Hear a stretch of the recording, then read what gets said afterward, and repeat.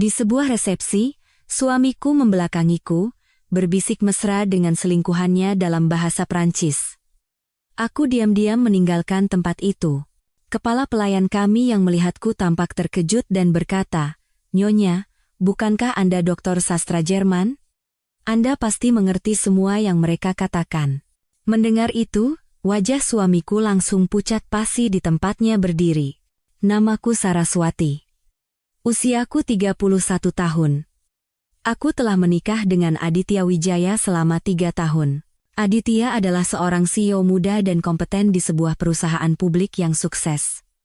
Di mata orang lain, kami tampak seperti pasangan yang ditakdirkan oleh surga. Dia tampan, kaya, dan aku lulusan universitas ternama. Dari luar, kami memang terlihat serasi. Namun, hanya aku yang tahu bahwa kehangatan dalam pernikahan ini sudah lama sirna. Sebelum menikah, aku sedang menyelesaikan program doktor di Jerman. Jurusanku adalah sastra Jerman, dan aku juga mengambil sastra Prancis sebagai studi minor. Setelah lulus, aku punya kesempatan untuk menjadi dosen di universitas, tetapi Aditya memintaku berhenti bekerja dan menjadi ibu rumah tangga penuh waktu. Alasannya, dia sibuk dengan pekerjaannya dan butuh seseorang untuk mengurus rumah. Saat itu, karena aku mencintainya, aku setuju tanpa banyak berpikir. Tetapi setelah aku berhenti bekerja, sikapnya perlahan berubah. Dia sepertinya berpikir aku terputus dari dunia luar dan tidak lagi punya topik pembicaraan yang sama dengannya. Dia juga sering mengatakan bahwa aku naif dan tidak membantunya sama sekali dalam pekerjaannya. Malam ini, Aditya harus menghadiri sebuah resepsi bisnis penting. Dia bilang, akan ada banyak tokoh besar yang bisa membantu perkembangan perusahaannya, jadi dia memintaku untuk menemaninya. Sejak pukul 3 sore, Bibi Ina, asisten rumah tangga kami, mulai membantuku bersiap. Dia memilihkan gaun malam berwarna sampanye dan merias wajahku dengan sangat teliti. Ketika Aditya pulang kerja, dia menatapku dari atas ke bawah, lalu mengerutkan kening. "Gaunmu terlalu mencolok. Ganti dengan warna yang lebih gelap," katanya. Meskipun sakit hati, aku hanya mengangguk dan masuk ke ruang ganti untuk berganti dengan gaun malam hitam. Saat aku keluar, Aditya sedang memasang dasinya. Melihatku lagi, dia kembali berkomentar, "Riasanmu terlalu tebal. Ini acara resmi, kenapa kau berdandan seperti pajangan? Hapus sedikit." Aku menarik napas dalam-dalam, menahan diri untuk tidak berdebat. Aku kembali ke kamar mandi, menghapus riasanku, dan merias ulang. Aku hanya memakai sedikit lipstik dan eyeliner tipis. Saat aku selesai, Aditya sudah menungguku di pintu depan dengan ekspresi tidak sabar. "Kenapa lama sekali? Kita bisa terlambat." Dia membuka pintu mobil dan memberiku isyarat untuk masuk. Aku duduk di dalam mobil tanpa berkata apa-apa. Sambil menyalakan mesin dan mulai mengemudi, Aditya berkata kepadaku, "Saras, nanti di sana, jangan banyak bicara. Cukup lihat dan dengar saja. Para direktur dan istri mereka itu orang-orang yang sulit dihadapi, jadi jangan membuat masalah atau bicara sembarangan yang bisa membuatku malu. Mengerti?" Aku memalingkan wajah keluar jendela dan menjawab pelan, "Iya, aku mengerti." Aditya melanjutkan, "Dan kalau ada yang bertanya pekerjaanmu dulu, bilang saja mengurus rumah tangga untukku. Jangan sebut-sebut soal gelar doktormu. Nanti orang-orang merasa tidak nyaman dan berpikir kau sombong." Hatiku terasa pedih. Aku menggenggam erat tasku. Saat belajar di Jerman, aku adalah penerima beasiswa dan fasih berbahasa Jerman maupun Prancis. Namun di mata Aditya, semua itu justru menjadi alasan yang membuatnya merasa tidak nyaman. "Kenapa aku tidak boleh mengatakannya? Gelar doktorku bukan sesuatu yang memalukan, kan?" Tanyaku tak tahan lagi. Aditya melirikku sekilas dengan nada kesal. "Sudah kubilang jangan, ya jangan. Kenapa banyak tanya? Kau pikir para direktur itu suka kalau istri mereka lebih pintar darinya? Diam saja dan jangan menyusahkanku." Aku tidak berkata apa-apa lagi. Hati ini terasa berat seolah tertimpa batu besar. Di dalam benaknya, aku hanyalah sebuah pajangan bisu di sisinya, yang bahkan tidak punya hak untuk mengungkapkan masa laluku sendiri. Setelah berkendara lebih dari 30 menit, Kami akhirnya tiba di lokasi resepsi, sebuah ballroom hotel bintang 5 di Jakarta. Karpet merah terbentang di pintu masuk, dan banyak wartawan mengambil foto. Aditya memarkir mobil, turun, lalu membukakan pintu untukku. Wajahnya kini dihiasi senyum ramah yang sangat berbeda dari sebelumnya. "Ayo, kita masuk," katanya sambil mencoba meraih tanganku. Tanpa sadar, aku mundur selangkah, menghindari sentuhannya. Tangan Aditya membeku di udara, dan wajahnya sempat mengeras sebelum kembali tersenyum. Tanpa berkata apa-apa lagi, dia berjalan menuju ballroom, dan aku mengikutinya dari belakang. Suasana di dalam sangat meriah. Orang-orang dalam balutan gaun mewah dan tuxedo berkumpul dalam kelompok-kelompok kecil, bercengkerama dengan gelas anggur di tangan. Musik elegan mengalun lembut, dan lampu kristal berkilauan, tetapi aku merasa sangat tidak nyaman. Begitu Aditya masuk, banyak orang langsung menyapanya. "Pak Aditya, akhirnya datang juga. Ini Nyonya Wijaya, cantik sekali." Seorang pria berjas tersenyum sambil mengangguk ke arahku. Aditya tersenyum. "Pak Wirawan terlalu memuji. Ini istri saya, Saraswati." "Saras, sapa Pak Wirawan?" Aku tersenyum dan mengangguk. "Selamat malam Pak Wirawan." Pak Wirawan tersenyum. Nyonya terlihat sangat pendiam dan anggun. Pak Aditya benar-benar beruntung. Aditya hanya tersenyum tanpa banyak berkomentar dan mulai membicarakan bisnis dengan Pak Wirawan. Aku berdiri di sampingnya, tidak bisa ikut campur dalam percakapan mereka, hanya sesekali mengangkat gelas anggurku dan menyesapnya sekadarnya. Tak lama kemudian, Riana Sari, sekretaris Aditya, menghampiri kami. Riana berusia 25 tahun, berpenampilan menarik dengan postur tubuh yang bagus. Dia selalu berada di sisi Aditya, cakap dalam bekerja dan pandai bersosialisasi. "Pak Direktur, Pak Tirtayasa menunggu di sebelah sana. Beliau ingin membahas proyek kerjasama," kata Riana sambil tersenyum. Tatapannya sekilas menyapu ke arahku, tetapi di baliknya tersirat tatapan menghina yang nyaris tak terlihat. Aditya mengangguk lalu berkata padaku, "Saras, kau bisa lihat-lihat sendiri dulu atau ambil makanan di sana. Aku akan segera kembali setelah berbicara dengan Pak Tirtayasa." Aku mengangguk. "Iya, pergilah." Aditya pun berjalan ke bagian dalam ballroom bersama Riana. Sambil berjalan, Riana menoleh ke belakang dan memberiku senyum kemenangan. Aku menatap punggung mereka dengan perasaan tidak enak. Aku merasa hubungan mereka tidak biasa. Dulu, Bibi Inah pernah bercerita bahwa Aditya sering lembur sampai larut malam bersama Riana, dan terkadang mengantarnya pulang. Tapi Aditya meyakinkanku bahwa itu murni hubungan kerja, dan saat itu aku memilih untuk mempercayainya. Namun, melihat tatapan Riana barusan, keraguan mulai muncul di benakku. Aku berkeliling sejenak, lalu merasa lapar dan berjalan ke area prasmanan untuk mengambil makanan. Area itu berada di sudut ballroom sehingga tidak terlalu ramai. Baru saja aku tiba di sana, aku mendengar dua suara yang kukenal. Itu suara Aditya dan Riana. Dan mereka berbicara dalam bahasa Prancis. Di sebelah area prasmanan ada sebuah teras kecil dengan pintu yang sedikit terbuka.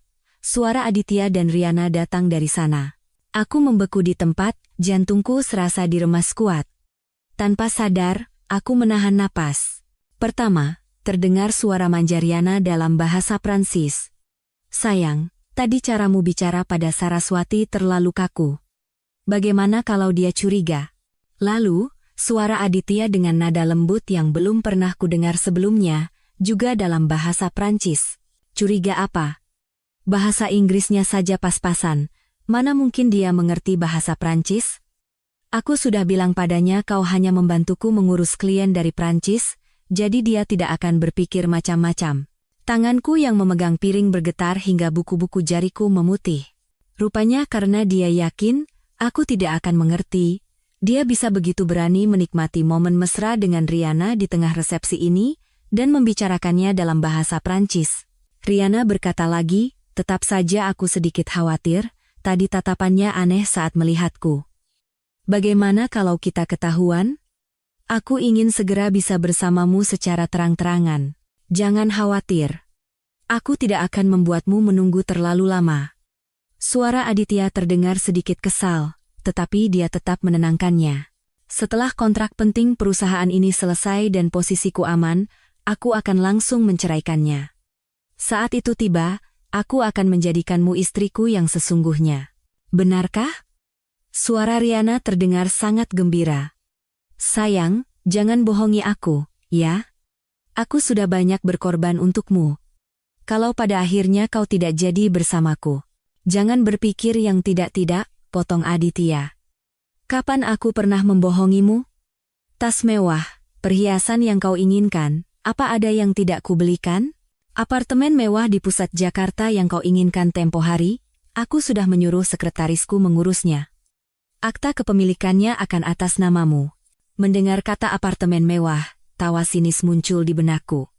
Bulan lalu, Aditya mengatakan padaku bahwa dana perusahaan sedang menipis dan memintaku meminjamkan uang warisan dari almarhumah ibuku untuk sementara. Dia berjanji akan segera mengembalikannya. Tanpa curiga, aku memberikan uang itu padanya. Ternyata, uang itu digunakannya untuk membelikan rumah untuk Riana. Suara Riana yang gembira terdengar lagi. Sayang, kau yang terbaik. Aku tahu kau yang paling menyayangiku.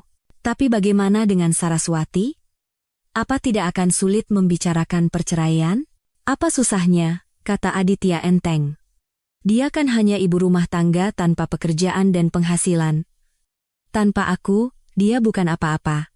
Nanti ku beri sedikit uang pesangon, dia pasti akan diam dan menandatangani surat cerai. Lagi pula, dia orang yang sangat menjaga gengsi. Dia tidak akan mau orang lain tahu kalau dia dicampakkan suaminya, jadi dia pasti memilih untuk menyelesaikannya diam-diam. Aku memejamkan mata dan menarik napas dalam-dalam, berusaha keras untuk tetap tenang, gengsi. Dia memang mengenalku dengan baik. Tapi ada satu hal yang tidak dia ketahui. Yang paling penting bagiku bukanlah gengsi, melainkan pengkhianatan dan penipuannya. Aku mengorbankan karierku, menyingkirkan harga diriku untuk pernikahan ini. Tapi dia menganggap pengorbananku sebagai hal yang biasa dan menginjak-injak martabatku seperti ini. Percakapan di teras terus berlanjut. Riana membicarakan rencana perjalanan mereka ke Prancis berikutnya dan hadiah yang akan dibelikan untuk keluarganya. Semua percakapan mereka terhubung dengan masa depan mereka, dan setiap katanya bagai pisau yang menusuk jantungku. Aku berdiri di sana selama sekitar 10 menit mendengarkan percakapan mereka. Ketika percakapan di dalam berhenti dan terdengar langkah kaki, aku segera mundur beberapa langkah dan bersembunyi di balik pilar dekat area prasmanan. Aditya dan Riana keluar dari teras. Riana menggandeng lengan Aditya dengan senyum kemenangan. Aditya berwajah datar seolah tidak terjadi apa-apa. Mereka mendekati area prasmanan, dan Riana mengambil sepotong kue lalu menyuapkannya ke mulut Aditya dengan suara manja. Sayang, coba kue ini. Enak sekali. Aditya membuka mulut dan menerima suapan itu, pandangannya tanpa sengaja menyapu area prasmanan, lalu berhenti saat melihatku, dia mengerutkan kening. Saras, kau sedang apa di sini? Bukankah sudah kusuruh melihat-lihat saja? Aku meletakkan piring di tanganku dan berkata datar tanpa ekspresi, aku sedikit lapar, jadi mau ambil makanan. Kalian berdua, apa yang kalian bicarakan begitu lama di sana? Mata Aditya tampak goyah. Dia buru-buru berkata, aku baru saja membahas pekerjaan dengan Riana soal klien dari Prancis. Ada beberapa detail yang perlu dipastikan. Kalau sudah selesai makan, pergilah ke sana dan mengobrol dengan istri Pak Wirawan. Jangan sendirian di sini, kau terlihat seperti orang terasing. Riana ikut menimpali, iya, Bu Saras, jangan salah paham, kami benar-benar hanya membahas pekerjaan. Urusan dengan klien dari Prancis memang agak rumit, jadi banyak yang harus didiskusikan. Aku melihat mereka berdua bersekongkol dengan kebohongan yang begitu lancar, tapi hatiku tidak merasakan apa-apa, hanya terasa konyol. Aku mengangguk dan berkata, baiklah. Kalian lanjutkan saja urusan kalian. Aku akan ke sana. Setelah itu, aku berjalan menuju pintu keluar. Dari belakang, Aditya memanggilku. Saras, mau kemana? Kan kusuruh bicara dengan istri Pak Wirawan. Aku tidak menoleh atau menjawab, terus berjalan lurus ke pintu keluar. Saat melewati kepala pelayan kami, Pak Budi, dia melihat wajahku yang pucat dan bertanya dengan cemas, "Nyonya baik-baik saja? Apa Nyonya sedang tidak enak badan?" Aku berhenti dan menatapnya, lalu berkata pelan, "Saya tidak apa-apa, hanya sedikit lelah, jadi saya mau pulang duluan. Tolong sampaikan pada Aditya untuk tidak perlu menunggu saya." Pak Budi ragu sejenak, lalu berkata, "Nyonya, pulang sendirian selarut ini berbahaya. Biar saya sampaikan pada Pak Aditya untuk mengantar Nyonya." "Tidak perlu, saya tidak apa-apa." Aku menggeleng. "Saya bisa naik taksi. Tolong jangan beritahu dia kalau saya pulang, saya tidak mau membuatnya khawatir." Pak Budi hendak mengatakan sesuatu lagi, tetapi aku sudah berbalik dan keluar dari ballroom. Udara di luar terasa sedikit dingin. Hembusan angin sejuk di wajahku justru membuat pikiranku lebih jernih. Aku berjalan ke pinggir jalan, memanggil taksi, dan menyebutkan alamat rumah sahabatku, Maya. Maya adalah sahabatku sejak kecil. Dia tahu segalanya tentangku dan sejak awal menentang pernikahanku dengan Aditya. Dia bilang Aditya terlalu egois dan tidak akan pernah menghargai betapa berharganya diriku. Duduk di kursi belakang taksi, memandangi pemandangan kota yang berlalu dengan cepat, hatiku terasa luar biasa tenang. Tidak ada tangis, tidak ada amarah, yang ada hanyalah perasaan lega. Pernikahan selama 3 tahun ini harus berakhir hari ini. Taksi tiba di depan rumah Maya tak lama kemudian. Aku membayar ongkos, turun, dan naik ke atas. Rumah Maya berada di apartemen 7 lantai tanpa lift. Langkahku menaiki tangga tidak terasa berat sama sekali, sangat stabil. Setibanya di depan pintu, aku mengetuk. Terdengar suara Maya dari dalam. "Siapa?" "Aku, Mei." Pintu terbuka, dan Maya terkejut melihatku. "Saras, kenapa kau di sini? Bukankah kau bilang pergi ke resepsi dengan Aditya? Dan kenapa pakaianmu seperti ini?"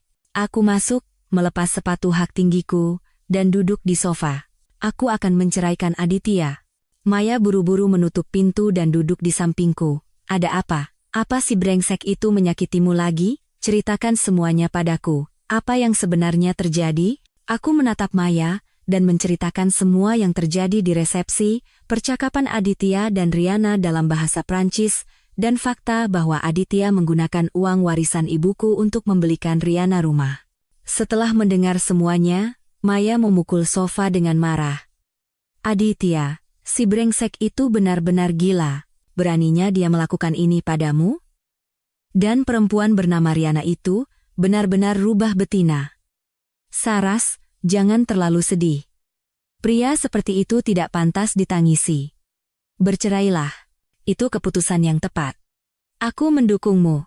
Aku tidak sedih, aku menggeleng. Hanya merasa hampa. 3 tahun berakhir seperti ini. Tapi sekarang semuanya sudah jelas. Daripada mengorbankan diriku dalam pernikahan tanpa kehangatan, lebih baik aku segera keluar dan memulai hidup baru. Maya menggenggam tanganku erat. "Saras, aku lega kau berpikir begitu. Jangan khawatir, aku akan selalu ada di sisimu. Kalau kau tidak mau pulang ke rumah itu, tinggallah di sini untuk sementara. Jauh lebih baik kita tinggal berdua daripada kau hidup dengan sampah seperti itu." Aku mengangguk. Hati ini terasa hangat. Dengan teman sebaik Maya di sisiku, apa yang perlu ditakutkan? Sementara itu, di resepsi, setelah selesai berbicara dengan Riana, Aditya mulai mencariku. Tapi dia tidak bisa menemukanku dimanapun. Dia mengerutkan kening dan bertanya pada Pak Budi yang berdiri di dekatnya. "Apa Anda melihat istri saya? Kemana dia pergi?" Pak Budi ragu sejenak, lalu berkata jujur. "Pak Direktur, Nyonya tadi bilang sedikit lelah dan sudah pulang lebih dulu." Aditya tertegun sejenak, lalu marah. "Apa? Dia pulang sendiri tanpa memberitahuku? Apa dia tidak tahu di luar berbahaya?" Pak Budi buru-buru menjelaskan, "Nyonya berpesan agar saya tidak memberitahu Bapak karena tidak ingin Bapak khawatir." Dan tadi saya dengar dari Bibi Inah di rumah, Nyonya dulu mendapatkan gelar doktor sastra Jerman di Jerman dan juga mengambil studi minor sastra Prancis. Katanya, Nyonya sangat fasih. Wajah Aditya langsung pucat pasi. Gelas anggur di tangannya jatuh ke lantai dengan suara keras, pecah berkeping-keping. Maya membawakanku segelas air hangat dan menyelimuti kakiku dengan selimut. Saras, jangan terlalu banyak berpikir. Malam ini istirahatlah yang nyenyak. Masalah perceraian, kita pikirkan besok. Aditya si sampah itu, kita tidak akan biarkan dia lolos begitu saja. Aku menerima gelas itu dan menyesapnya. Perutku terasa sedikit hangat. Iya, aku tahu. Aku sudah memikirkan semuanya. Besok aku akan langsung menemui pengacara untuk mengurus proses perceraian. Uang ibuku yang dipakai Aditya untuk membelikan rumah Riana dan perselingkuhannya, semua akan kuperhitungkan. Maya menepuk bahuku. Bagus. Aku akan menemanimu. Aku kenal seorang pengacara perceraian yang sangat hebat. Besok aku akan langsung menghubunginya. Kita buat si brengsek Aditya itu bangkrut. Kami berbincang sebentar lagi, lalu Maya menyuruhku beristirahat di kamar tamu karena khawatir aku lelah. Berbaring di tempat tidur yang empuk, aku sulit tidur. Di kepalaku terus terngiang percakapan Aditya dan Riana di teras dan suaranya yang meremehkanku. Dia kan hanya ibu rumah tangga tanpa pekerjaan dan penghasilan. Tanpa aku, dia bukan apa-apa. Aku tersenyum dingin. Saraswati yang dia kenal, yang dunianya berpusat padanya dan yang dia yakini tidak bisa hidup tanpanya, sudah tidak ada lagi. Saraswati yang mencintainya sudah mati saat dia mengkhianatiku. Saraswati yang sekarang tidak hanya akan menceraikannya, tetapi juga akan merebut kembali semua yang menjadi hakku dan membuatnya membayar atas semua perbuatannya. Entah berapa lama, aku akhirnya tertidur lelap. Keesokan paginya, aku bangun lebih awal. Setelah mandi, aku melihat Maya sudah menyiapkan sarapan. Kami sarapan sambil membahas rencana perceraian. Maya mengeluarkan ponselnya dan menelepon pengacara itu, membuat janji bertemu di kantor hukumnya pukul 10 pagi. Setelah sarapan, kami bersiap dan berangkat ke kantor hukum. Di perjalanan, ponselku berdering. Aditya. Aku melirik layar, lalu menekan tombol tolak, kemudian aku mengubah ponselku ke mode senyap. Maya tersenyum. Bagus. Begitu seharusnya. Jangan biarkan dia merusak suasana hati kita. Kami tiba di kantor hukum tepat waktu. Pengacaranya adalah seorang pria berusia 50-an bernama Pak Tirtayasa, yang terlihat sangat bijaksana dan dapat diandalkan. Pak Tirtayasa meminta kami menjelaskan kronologi kejadian secara detail. Aku menceritakan semuanya dengan jujur. Perselingkuhan Aditya, penggunaan uangku untuk membeli rumah bagi Riana, hingga percakapan mereka dalam bahasa Prancis di resepsi. Setelah mendengar semuanya, Pak Tirtayasa mengangguk. Ibu Saraswati, dalam kasus ini, posisi Anda sangat kuat dalam gugatan cerai. Pak Aditya telah melakukan perzinahan selama masa pernikahan dan menyembunyikan aset bersama. Uang warisan dari ibu Anda, jika tidak ada wasiat spesifik yang menyatakan itu adalah hibah pribadi, bisa dianggap sebagai harta bersama. Anda tidak hanya bisa menuntut cerai, tetapi juga pengembalian aset yang disembunyikan dan ganti rugi atas kerugian mental, yaitu uang pesangon. Bukti apa saja yang harus saya siapkan? Tanyaku. Ya, kita perlu bukti. Surat nikah Anda berdua, bukti transfer uang dari ibu Anda, bukti bahwa Pak Aditya membelikan rumah untuk Riana, misalnya akta jual beli atau bukti transfer. Dan tentu saja, bukti perselingkuhan Pak Aditya, seperti foto, video, atau rekaman suara. Semakin banyak bukti, semakin baik posisi Anda. Aku mengangguk. Bukti transfer ada di ponsel saya. Bukti pembelian rumah untuk Riana, saya akan coba cari cara. Untuk bukti perselingkuhan, saya memang mendengar percakapan mereka di resepsi, tapi tidak ada rekamannya. Bagaimana ya? Pak Tirtayasa berpikir sejenak. Tidak masalah. Tanpa rekaman pun ada cara lain. Kita bisa menggunakan saksi, misalnya kepala pelayan di resepsi itu. Beliau tahu bahwa Anda pulang lebih awal dan juga tahu bahwa Anda bisa berbahasa Prancis. Beliau bisa bersaksi bahwa Anda kemungkinan besar mendengar percakapan mereka. Selain itu, kita bisa mengajukan permohonan ke pengadilan untuk memeriksa riwayat panggilan dan pesan antara Pak Aditya dan Riana. Itu semua bisa menjadi bukti perselingkuhan. Mendengar penjelasan Pak Tirtayasa, hatiku menjadi lebih tenang. Terima kasih, Pak Pengacara, tolong tangani kasus ini. Sama-sama, Ini sudah tugas saya. Pak Tirtayasa tersenyum. Saya akan segera mulai menyusun gugatan. Sekarang, silakan pulang dan siapkan bukti-bukti yang diperlukan. Jika ada perkembangan baru, saya akan segera menghubungi Anda. Keluar dari kantor hukum, aku dan Maya menghela napas lega. Maya berkata, "Lihat, Saras. Ternyata tidak sesulit yang kita bayangkan, si brengsek Aditya itu tidak akan bisa lolos." Aku tersenyum dan mengangguk, harapan mulai tumbuh di hatiku. Sementara itu, di resepsi, Aditya yang memecahkan gelas anggur menarik perhatian banyak tamu, semua orang mendekat untuk melihat apa yang terjadi, dan Riana pun bergegas menghampiri, memegang lengan Aditya. "Sayang, kenapa? Kau tidak apa-apa?" Aditya menepis tangan Riana, wajahnya pucat pasi, suaranya bergetar, "Saras, Saraswati bisa bahasa Prancis, dia pasti mendengar semua percakapan kita." Riana tertegun sejenak, lalu berkata tak percaya, "Sayang, jangan bercanda. Mana mungkin Saraswati bisa bahasa Prancis? Kau bilang bahasa Inggrisnya saja pas-pasan." "Aku juga tidak tahu," teriak Aditya cemas. "Tadi kepala pelayan bilang, Saraswati dulu dapat gelar doktor sastra Jerman di Jerman dan mengambil minor sastra Prancis. Katanya dia sangat fasih. Kenapa dia tidak pernah memberitahuku saat kutanya dulu?" Riana mulai panik. Jika Saraswati benar-benar mengerti bahasa Prancis dan mendengar percakapan mereka, situasinya akan menjadi rumit. Lalu bagaimana sekarang? Bagaimana kalau Saraswati minta cerai? Aditya tidak menjawab. Pikirannya dipenuhi bayangan saat aku pergi. Wajahku yang tenang, tanpa emosi, tidak menangis, tidak marah, seolah tidak terjadi apa-apa. Sekarang baru dia sadari, itu bukan ketenangan, melainkan keputusasaan total. Dia tidak mau berpikir lagi. Dia mengambil jasnya yang tersampir di sofa dan berlari keluar dari ballroom. Riana bergegas mengikutinya. "Sayang, tunggu. Mau kemana?" Aditya terus berlari tanpa menoleh. "Aku harus pulang. Aku harus mencari Saraswati. Aku harus menjelaskan semuanya." Dia berlari ke tempat parkir, masuk ke mobil, dan melaju kencang menuju rumah. Sepanjang jalan, dia terus meneleponku, tetapi yang terdengar hanyalah jawaban bahwa ponselku tidak aktif. Pesan WhatsApp yang dikirimnya hanya menampilkan tanda seru merah. Aku telah memblokirnya. Hati Aditya semakin cemas. Dia tidak tahu di mana aku sekarang, seberapa banyak yang aku tahu.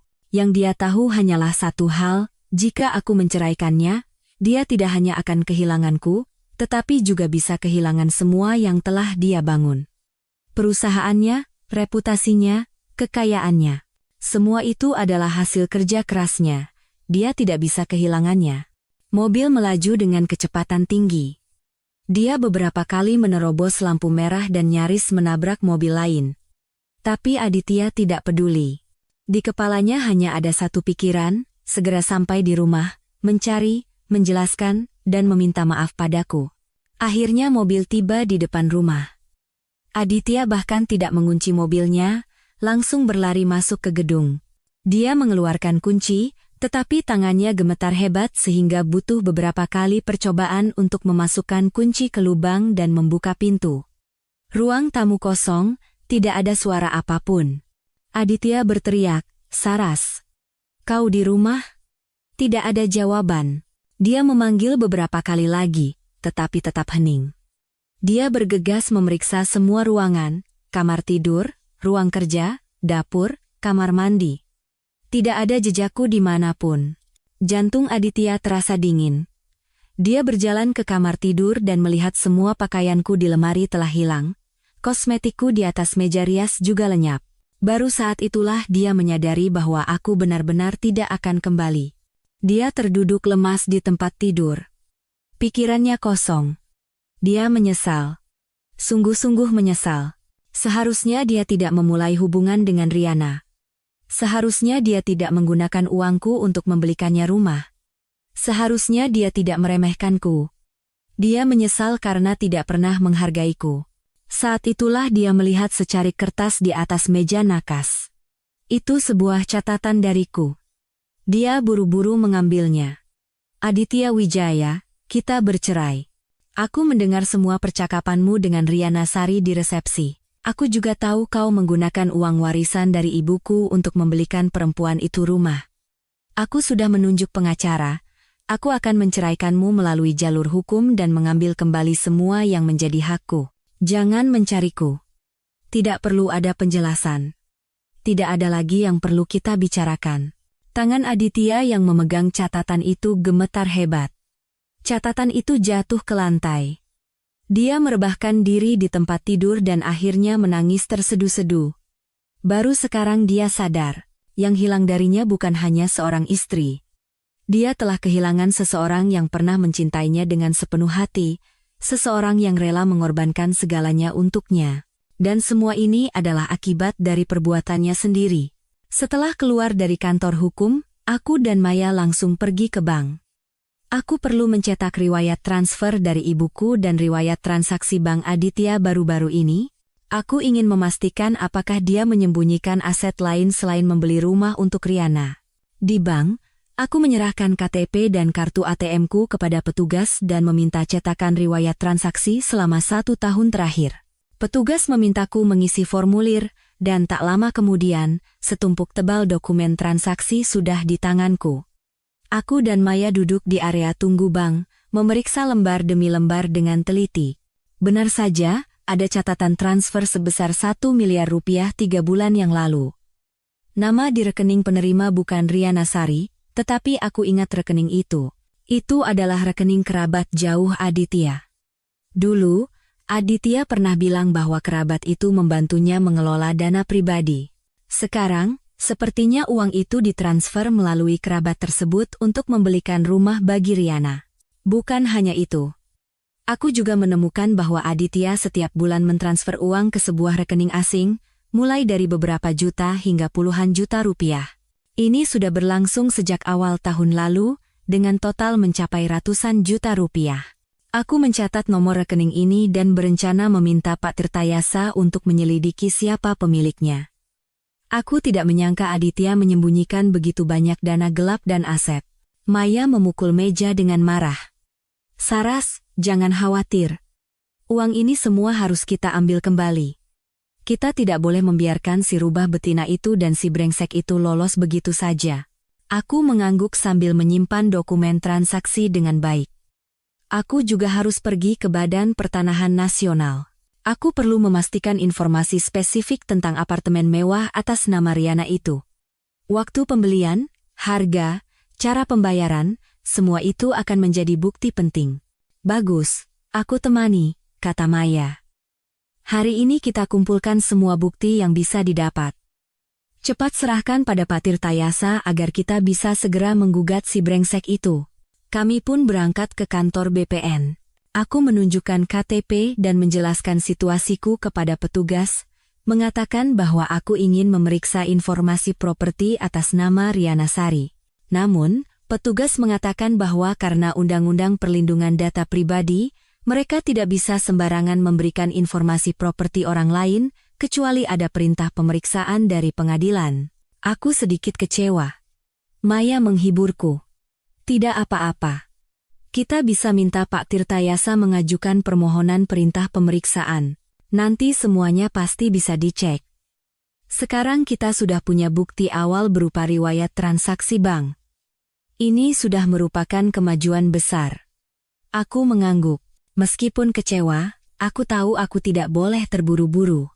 Saat kami keluar dari kantor BPN, hari sudah lewat pukul 3 sore. Maya berkata dia akan mentraktirku makan malam untuk merayakan pengumpulan bukti pertama kami.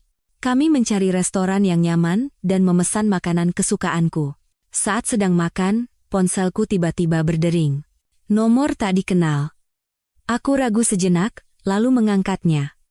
Halo, apakah ini dengan Ibu Saraswati? Terdengar suara pria yang familiar dari seberang telepon. Aku berpikir sejenak, lalu berkata, iya, betul. Ini siapa ya? Saya Pak Budi, kepala pelayan di rumah Pak Aditya. Bu, suara Pak Budi terdengar sangat mendesak. Ibu, sekarang ada di mana? Pak Direktur sedang mencari ibu seperti orang gila. Beliau bilang beliau salah dan ingin meminta maaf serta memohon pengampunan dari ibu. Apa ibu bersedia menemuinya sekali saja? Aku tersenyum sinis. Pak Budi, saya tidak punya apa-apa lagi untuk dibicarakan dengan Aditya Wijaya. Saya sudah menunjuk pengacara dan sedang dalam proses perceraian. Tolong sampaikan padanya untuk tidak mencari saya. Pak Budi berkata dengan panik, Ibu, jangan begitu dingin. Pak Direktur benar-benar menyesali perbuatannya. Sejak pulang dari resepsi, beliau mengurung diri di kamar, tidak mau makan, dan sudah beberapa kali menangis. Beliau menyesal telah berselingkuh dengan Riana, menyembunyikan aset, dan terutama, meremehkan ibu. Tolong beri beliau satu kesempatan lagi. Kesempatan? Aku berkata datar. Saat dia berselingkuh dengan Riana, saat dia menggelapkan uangku, apa dia pernah memberiku kesempatan? Pak Budi, jangan bujuk saya lagi. Saya tidak punya niat untuk memaafkannya. Sampaikan padanya untuk mengurus hidupnya sendiri. Aku menutup telepon setelah mengatakan itu dan langsung memblokir nomornya. Maya menatapku. Aditya menyuruh kepala pelayannya menelepon, kan? Sekarang dia takut, jadi minta maaf. Aku mengangguk. Iya. Tapi sudah terlambat. Aku tidak akan memberinya kesempatan lagi. Sementara itu, Pak Budi yang teleponnya diputus, masuk ke kamar Aditya dengan ekspresi pasrah. Aditya sedang duduk di tempat tidur, rambutnya acak-acakan, matanya merah, dia terlihat sangat kacau. Bagaimana, dia mau menemuiku? Tanya Aditya sambil bangkit dengan cemas. Pak Budi menggeleng. Pak Direktur, Nyonya bilang tidak mau bertemu. Beliau bilang sudah menunjuk pengacara untuk mengurus perceraian. Dan beliau juga berkata, saat Bapak berselingkuh dengan Riana dan menggelapkan aset, Bapak tidak memberinya kesempatan, jadi sekarang beliau juga tidak bisa memberi Bapak kesempatan. Wajah Aditya semakin pucat. Dia terduduk lemas di tempat tidur dan bergumam, dia benar-benar berkata begitu? Dia benar-benar tidak mau memberiku satu kesempatan pun? Pak Budi menghela napas. Pak Direktur, sebenarnya Nyonya selalu mencintai Bapak dengan tulus. Bapaklah yang telah melukainya terlalu dalam. Coba Bapak pikirkan. Nyonya rela melepaskan pekerjaan bagus sebagai dosen universitas demi Bapak, menjadi ibu rumah tangga, dan mengurus rumah dengan sempurna. Tapi Bapak tidak menghargai pengorbanan Nyonya dan malah berselingkuh dengan Riana. Bapak bahkan menggunakan uang warisan dari ibu Nyonya untuk membelikan Riana rumah. Itu sama saja dengan menusuk pisau ke jantung Nyonya. Aditya menutupi wajahnya dengan tangan. Aku tahu semua itu. Tapi sekarang aku menyesal. Aku ingin menebusnya. Aku ingin memulai lagi. Kenapa dia tidak mau memberiku kesempatan? Pak Direktur, sekarang sudah terlambat untuk menyesal, kata Pak Budi. Nyonya adalah orang yang punya harga diri tinggi. Dia tidak akan pernah memaafkan orang yang mengkhianatinya. Yang bisa Bapak lakukan sekarang adalah bekerja sama dengan Nyonya untuk menyelesaikan proses perceraian dengan baik. Mungkin itu adalah cara terakhir untuk meninggalkan kesan yang baik pada Nyonya. Aditya menggeleng. Tidak, aku tidak mau cerai. Aku tidak bisa kehilangannya. Pak Budi, tolong pikirkan cara. Bagaimana caranya agar dia mau memaafkanku? Aku akan melakukan apa saja. Pak Budi berpikir sejenak. Pak Direktur, bagaimana kalau mencoba menemui sahabat Nyonya, Maya? Maya adalah sahabat terdekat Nyonya. Jika Maya mau mengatakan hal baik tentang Bapak, mungkin Nyonya mau mempertimbangkan untuk memberi kesempatan. Mata Aditya berbinar. Benar. Kenapa aku tidak terpikirkan? Cepat cari tahu nomor telepon dan alamat Maya. Aku akan menemuinya sekarang juga. Pak Budi mengangguk dan segera mencari informasi tentang Maya. Tak lama kemudian, dia kembali dengan secarik kertas berisi nomor telepon dan alamat Maya. Aditya segera mengambil ponselnya dan menelepon Maya. Setelah nada dering yang panjang, telepon akhirnya diangkat. Suara Maya terdengar sangat kesal. Halo, siapa? Aditya berkata dengan cepat, Maya, ini aku, Aditya Wijaya. Aku ingin bicara soal Saraswati. Bisakah kita bertemu sebentar? Aku salah. Aku ingin meminta maaf pada Saraswati. Tolong bantu aku. Maya tertawa sinis. Aditya Wijaya, kau masih punya muka untuk meneleponku? Kau tahu betul apa yang sudah kau lakukan pada Saras. Saras tidak mau melihatmu, bahkan tidak mau mendengar suaramu. Jangan ganggu dia lagi.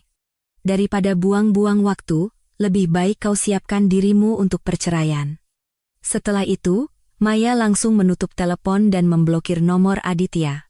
Aditya berdiri terpaku memegang ponsel. Dia tidak menyangka Maya akan bersikap begitu dingin, bahkan tidak memberinya kesempatan untuk bicara. Dia benar-benar menemui jalan buntu. Dia tidak tahu bagaimana caranya mendapatkan maafku. Pak Budi menatap Aditya yang kebingungan dan menghela napas. Pak Direktur, sudahlah, hentikan mencari Nyonya. Hati Nyonya sudah bulat. Tidak ada gunanya terus mencari. Lebih baik Bapak pikirkan bagaimana menjalani proses perceraian dan bagaimana cara membayar ganti ruginya. Aditya tidak berkata apa-apa. Dia berjalan ke jendela dan menatap langit. Hatinya dipenuhi keputusasaan. Kali ini, dia tahu dia benar-benar telah kehilanganku. Dia telah kehilangan wanita yang pernah mencintainya dengan sepenuh hati, dan keluarga yang seharusnya bahagia dan sempurna. Setelah makan malam, aku dan Maya pulang. Kami merapikan semua bukti yang telah dikumpulkan dan menyiapkannya untuk diserahkan pada Pak Tirtayasa besok. Aku duduk di sofa, memandangi bukti-bukti itu dengan hati yang tenang. Aku tahu masih banyak yang harus kulakukan, tapi aku sudah siap. Aku akan merebut kembali semua yang menjadi hakku, selangkah demi selangkah, dan membuat Aditya serta Riana membayar atas perbuatan mereka. Malam itu, berbaring di tempat tidur, akhirnya aku bisa tidur nyenyak. Tidak ada mimpi buruk, tidak ada kecemasan. Hanya ada ketenangan yang datang dari perasaan lega.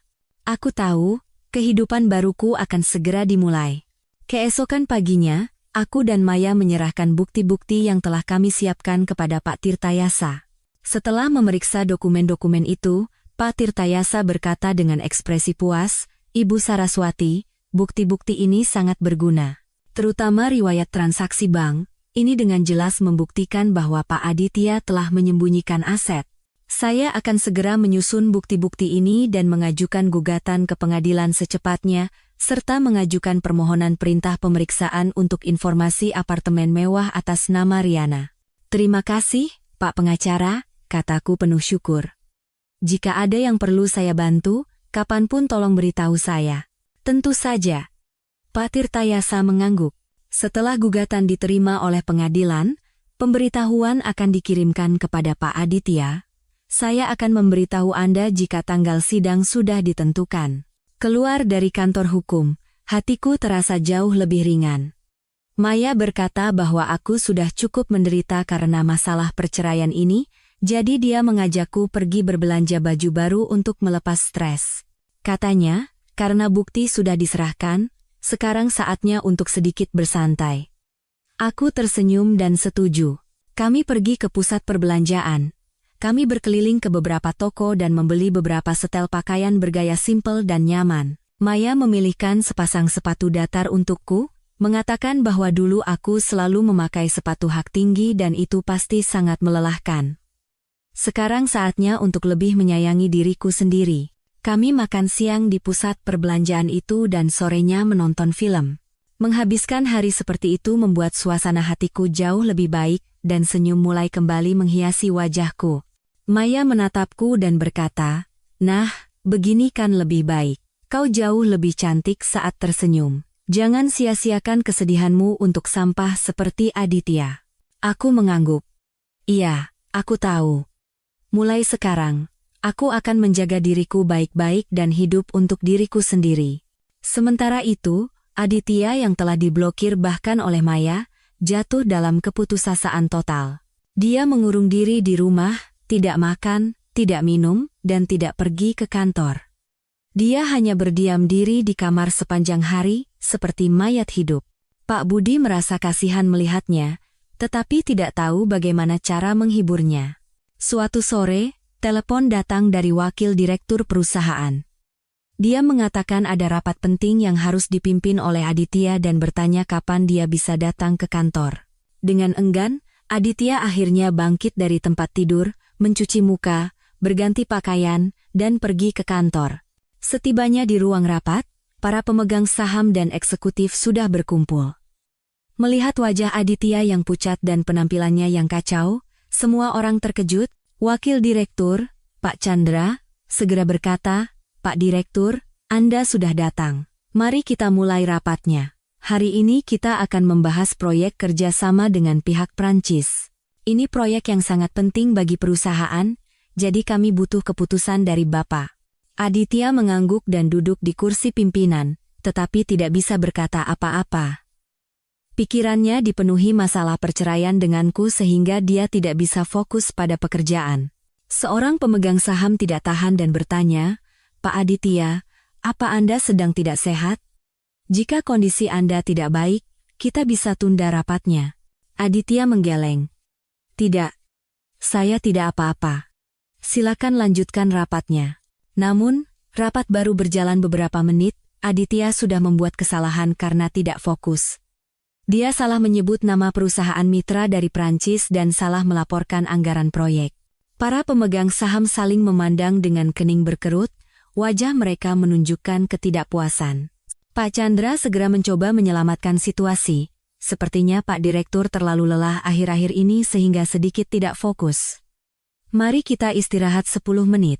Pak Direktur, silakan minum air dan istirahat sejenak." Aditya mengangguk dan keluar dari ruang rapat. Dia berdiri di koridor, mengeluarkan ponselnya, dan mencoba meneleponku lagi, tetapi tetap tidak tersambung. Dia menelepon Pak Budi, menanyakan apakah ada kabar dariku. Pak Budi menjawab, "Tidak ada kabar dari Nyonya, Pak. Tapi saya dengar dari Bibi Inah, Nyonya kemarin pergi ke kantor hukum, bank, dan kantor BPN. Sepertinya beliau sedang mengumpulkan bukti untuk menggugat Bapak." Jantung Aditya serasa berhenti berdetak. "Apa? Sudah mengumpulkan bukti? Dia benar-benar mau menceraikanku?" "Sepertinya begitu, Pak," kata Pak Budi sambil menghela napas. "Nyonya kali ini sepertinya sudah sangat mantap, sebaiknya Bapak juga bersiap-siap." Aditya menutup telepon. Hatinya semakin cemas. Jika aku benar-benar menggugatnya, dia tidak hanya harus bercerai, tetapi juga harus mengembalikan aset yang disembunyikan dan membayar uang pesangon. Bahkan, reputasi perusahaan dan harga saham bisa ikut terpengaruh. Dia tidak bisa membiarkan itu terjadi. Dia harus menghentikanku. Tiba-tiba Aditya teringat bahwa beberapa pemegang saham di perusahaannya memiliki sedikit hubungan baik dengan keluargaku. Mungkin mereka bisa membujukku, pikirnya. Dia kembali ke ruang rapat dan berkata kepada para pemegang saham, "Bapak-bapak sekalian, saya punya satu permintaan. Akhir-akhir ini saya sedang ada sedikit masalah dengan istri saya, Saraswati. Dia ingin menceraikan saya dan sedang mengumpulkan bukti untuk menggugat saya. Karena bapak-bapak juga kenal baik dengan keluarga Saraswati, bisakah bapak-bapak membantu saya membujuknya agar tidak jadi bercerai?" Para pemegang saham terkejut mendengar itu. Mereka tidak menyangka hubungan Aditya dan Saraswati memburuk sampai ke titik perceraian, bahkan gugatan. Seorang pemegang saham senior berkata, "Pak Aditya, sebenarnya ada masalah apa antara Anda dan Saraswati?" Saraswati adalah orang yang sangat rasional. Jika tidak ada masalah besar, dia tidak akan sampai mau menggugat. Aditya ragu-ragu.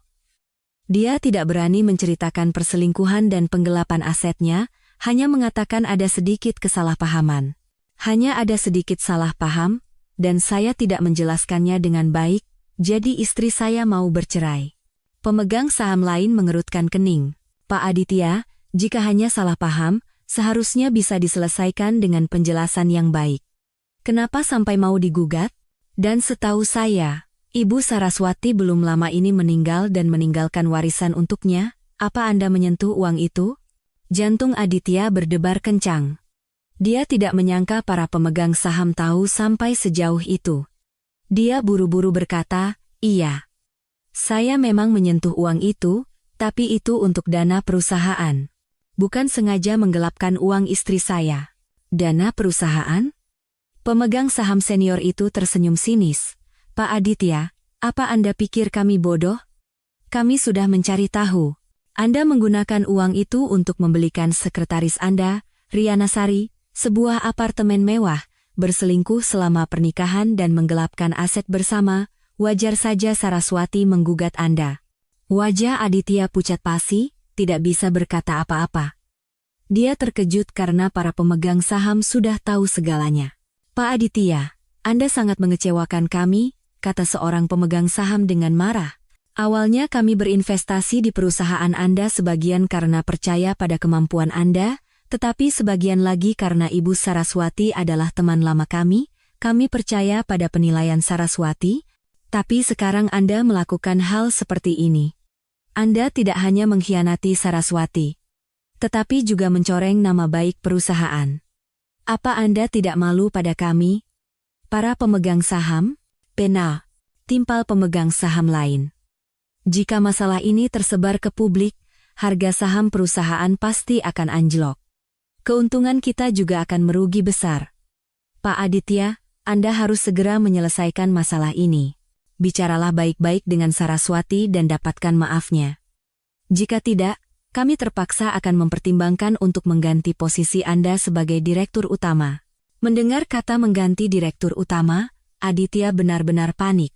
Dia buru-buru berkata, "Bapak-bapak, tolong beri saya satu kesempatan lagi. Saya pasti akan berbicara baik-baik dengan Saraswati dan mendapatkan maafnya. Saya akan pastikan nama baik perusahaan tidak tercemar." Para pemegang saham saling memandang, dan pemegang saham senior berkata, "Baiklah, kami beri Anda satu kesempatan lagi, tapi Anda harus menyelesaikan masalah ini dalam waktu 1 minggu. Jika tidak berhasil, kami terpaksa akan mengganti direktur utama sesuai dengan anggaran dasar perusahaan." Aditya buru-buru mengangguk. "Terima kasih, Bapak-bapak, terima kasih, saya pasti akan menyelesaikannya secepat mungkin." Rapat berakhir begitu saja. Para pemegang saham meninggalkan ruang rapat dengan wajah marah. Aditya duduk sendirian di ruang rapat, seluruh tubuhnya gemetar. Sekarang dia tidak hanya harus menghadapi gugatanku, tetapi juga tekanan dari para pemegang saham. Jika dalam 1 minggu dia tidak bisa menyelesaikan masalah denganku, dia akan kehilangan posisinya sebagai direktur utama. Dia harus segera menemukanku, bernegosiasi, dan meminta maaf, apapun taruhannya. Aditya mengambil ponselnya, mencoba menelepon dan mengirim pesan WhatsApp lagi, tetapi tetap tidak terhubung. Dia terpaksa menyuruh Pak Budi untuk mencari tahu tempat-tempat yang mungkin kudatangi, seperti kafe atau toko buku yang dulu sering kukunjungi, dan makam ibuku. Namun, Pak Budi mencari seharian penuh tanpa menemukan jejakku. Aditya benar-benar putus asa. Dia duduk di kantornya, menatap keluar jendela, dan tanpa sadar meneteskan air mata. Kali ini, dia tahu dia benar-benar akan kehilangan segalanya. Istri, keluarga, perusahaan, reputasi. Semua yang pernah dimilikinya kini terancam lenyap. Aku dan Maya menonton film, lalu pulang ke rumahnya.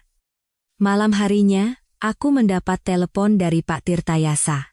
Gugatan telah diterima oleh pengadilan, dan perintah pemeriksaan juga sudah dikeluarkan.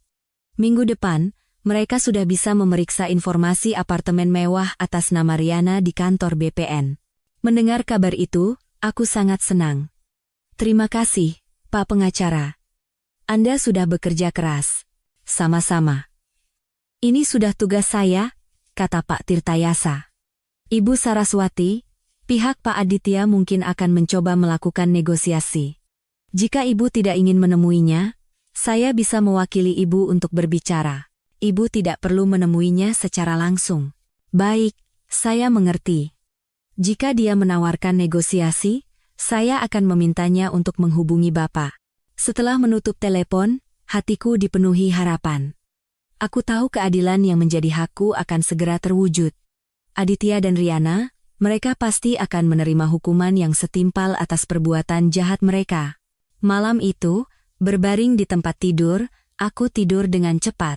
Dalam mimpiku, aku kembali ke universitas, berdiri di depan kelas, mengajar bahasa Jerman kepada mahasiswa. Semua mahasiswa mendengarkan penjelasanku dengan serius. Wajah mereka dihiasi senyum bahagia. Aku tahu, inilah kehidupan yang kuinginkan. Kehidupan yang sederhana, tetapi penuh dan bermakna. Aku percaya, jika aku bisa melewati masa sulit ini, hidupku pasti akan menjadi lebih baik. Dan Aditya, dia akan membayar mahal atas perbuatannya. Seminggu kemudian, aku mendapat telepon dari Pak Tirtayasa. Dia berhasil mendapatkan informasi properti apartemen mewah atas nama Riana. Aku dan Maya bergegas ke kantor hukum. Pak Tirtayasa menyerahkan dokumen itu kepada kami. Ibu Saraswati, apartemen ini dibeli 3 bulan yang lalu dengan harga total 3,5 miliar rupiah, dibayar tunai penuh. Rekening pembayarannya memang dari rekening kerabat jauh Pak Aditya, dan di sertifikat kepemilikan hanya tercantum nama Riana Sari. Ini sudah cukup untuk membuktikan bahwa apartemen ini dibeli oleh Pak Aditya menggunakan harta bersama. Ibu Saraswati berhak menuntut pengembaliannya. Melihat informasi di dokumen itu, batu besar di hatiku akhirnya terangkat. Bukti sudah jelas, Aditya tidak bisa mengelak lagi. Maya pun tersenyum. Bagus sekali. Sekarang buktinya sudah sekuat ini, Aditya tidak akan bisa lolos. Saras, kali ini kita harus buat dia bangkrut. Pak Tirtayasa juga mengangguk. Benar, Bu Saras. Sekarang kita tidak hanya punya bukti penggelapan aset oleh Pak Aditya, kita juga bisa mengajukan permohonan pemeriksaan riwayat pesan dan telepon antara dia dan Riana ke pengadilan untuk membuktikan perzinahan lebih lanjut. Peluang kita untuk menang sangat tinggi, jadi tenang saja. Keluar dari kantor hukum, suasana hatiku sangat baik. Untuk merayakan selesainya pengumpulan bukti, aku dan Maya memutuskan untuk makan di restoran mewah. Saat makan, Maya berkata, Saras, setelah kau memenangkan gugatan cerai dan mendapatkan kembali hartamu, mulailah bekerja lagi. Dengan pendidikan dan kemampuanmu, kau pasti bisa mendapatkan pekerjaan yang bagus. Aku mengangguk. Iya, aku juga berpikir begitu. Aku ingin menjadi dosen di universitas atau penerjemah di perusahaan asing. Itu semua adalah pekerjaan yang dulu kuimpikan. Itu bagus sekali, kata Maya gembira. Nanti kalau kau sudah dapat pekerjaan, kita adakan pesta perayaan yang lebih besar lagi. Sementara itu, Aditya yang berada di bawah tekanan para pemegang saham, setiap hari mencariku seperti orang gila. Dia menyuruh Pak Budi menyisir semua tempat yang mungkin kudatangi, bahkan memasang pengumuman orang hilang di internet, tetapi tidak ada kabar tentangku. Batas waktu 1 minggu hampir habis, Aditya semakin cemas. Dia tahu jika dia tidak bisa menemukanku, para pemegang saham benar-benar akan mengganti posisinya, dan saat itu dia benar-benar akan kehilangan segalanya. Malam itu, dengan secercah harapan terakhir, Aditya pulang ke rumah yang dulu penuh tawa tetapi kini kosong. Dia membuka pintu. Rumah itu gelap gulita, hanya cahaya bulan samar yang masuk dari jendela ruang tamu. Dia meraba-raba mencari saklar lampu. Melihat perabotan yang familiar, hatinya terasa pedih. Dulu, di saat seperti ini, aku pasti sudah menyiapkan makan malam dan menunggunya. Tapi sekarang, hanya udara dingin dan keheningan yang menyambutnya. Aditya berjalan ke ruang tamu dan menemukan sebuah amplop putih di atas meja. Di amplop itu tertulis, untuk Aditya Wijaya. Jantungnya berdebar kencang, dia buru-buru membuka amplop itu. Di dalamnya ada surat perjanjian cerai dan secarik catatan. Di surat perjanjian cerai tertulis dengan jelas, saya, Saraswati, dengan ini mengajukan permohonan cerai dari suami saya, Aditya Wijaya, atas dasar perzinahan dan penggelapan harta bersama selama masa pernikahan yang telah merusak kepercayaan di antara kami secara serius. Aditya Wijaya harus mengembalikan dana pembelian apartemen yang disembunyikan sebesar 3,5 miliar rupiah serta dana transfer tambahan sebesar 300 juta rupiah dan membayar uang pesangon sebesar 1 miliar rupiah kepada Saraswati. Di catatan itu, dengan tulisan tanganku, tertulis, Aditya, ini penawaran terakhirku, jika kau menandatanganinya dalam 3 hari, kita bisa bercerai dengan damai, dan aku akan mencabut gugatanku. Jika tidak, kita bertemu di pengadilan. Saat itu, kau mungkin tidak hanya akan kehilangan harta, tetapi juga reputasi, bahkan perusahaanmu.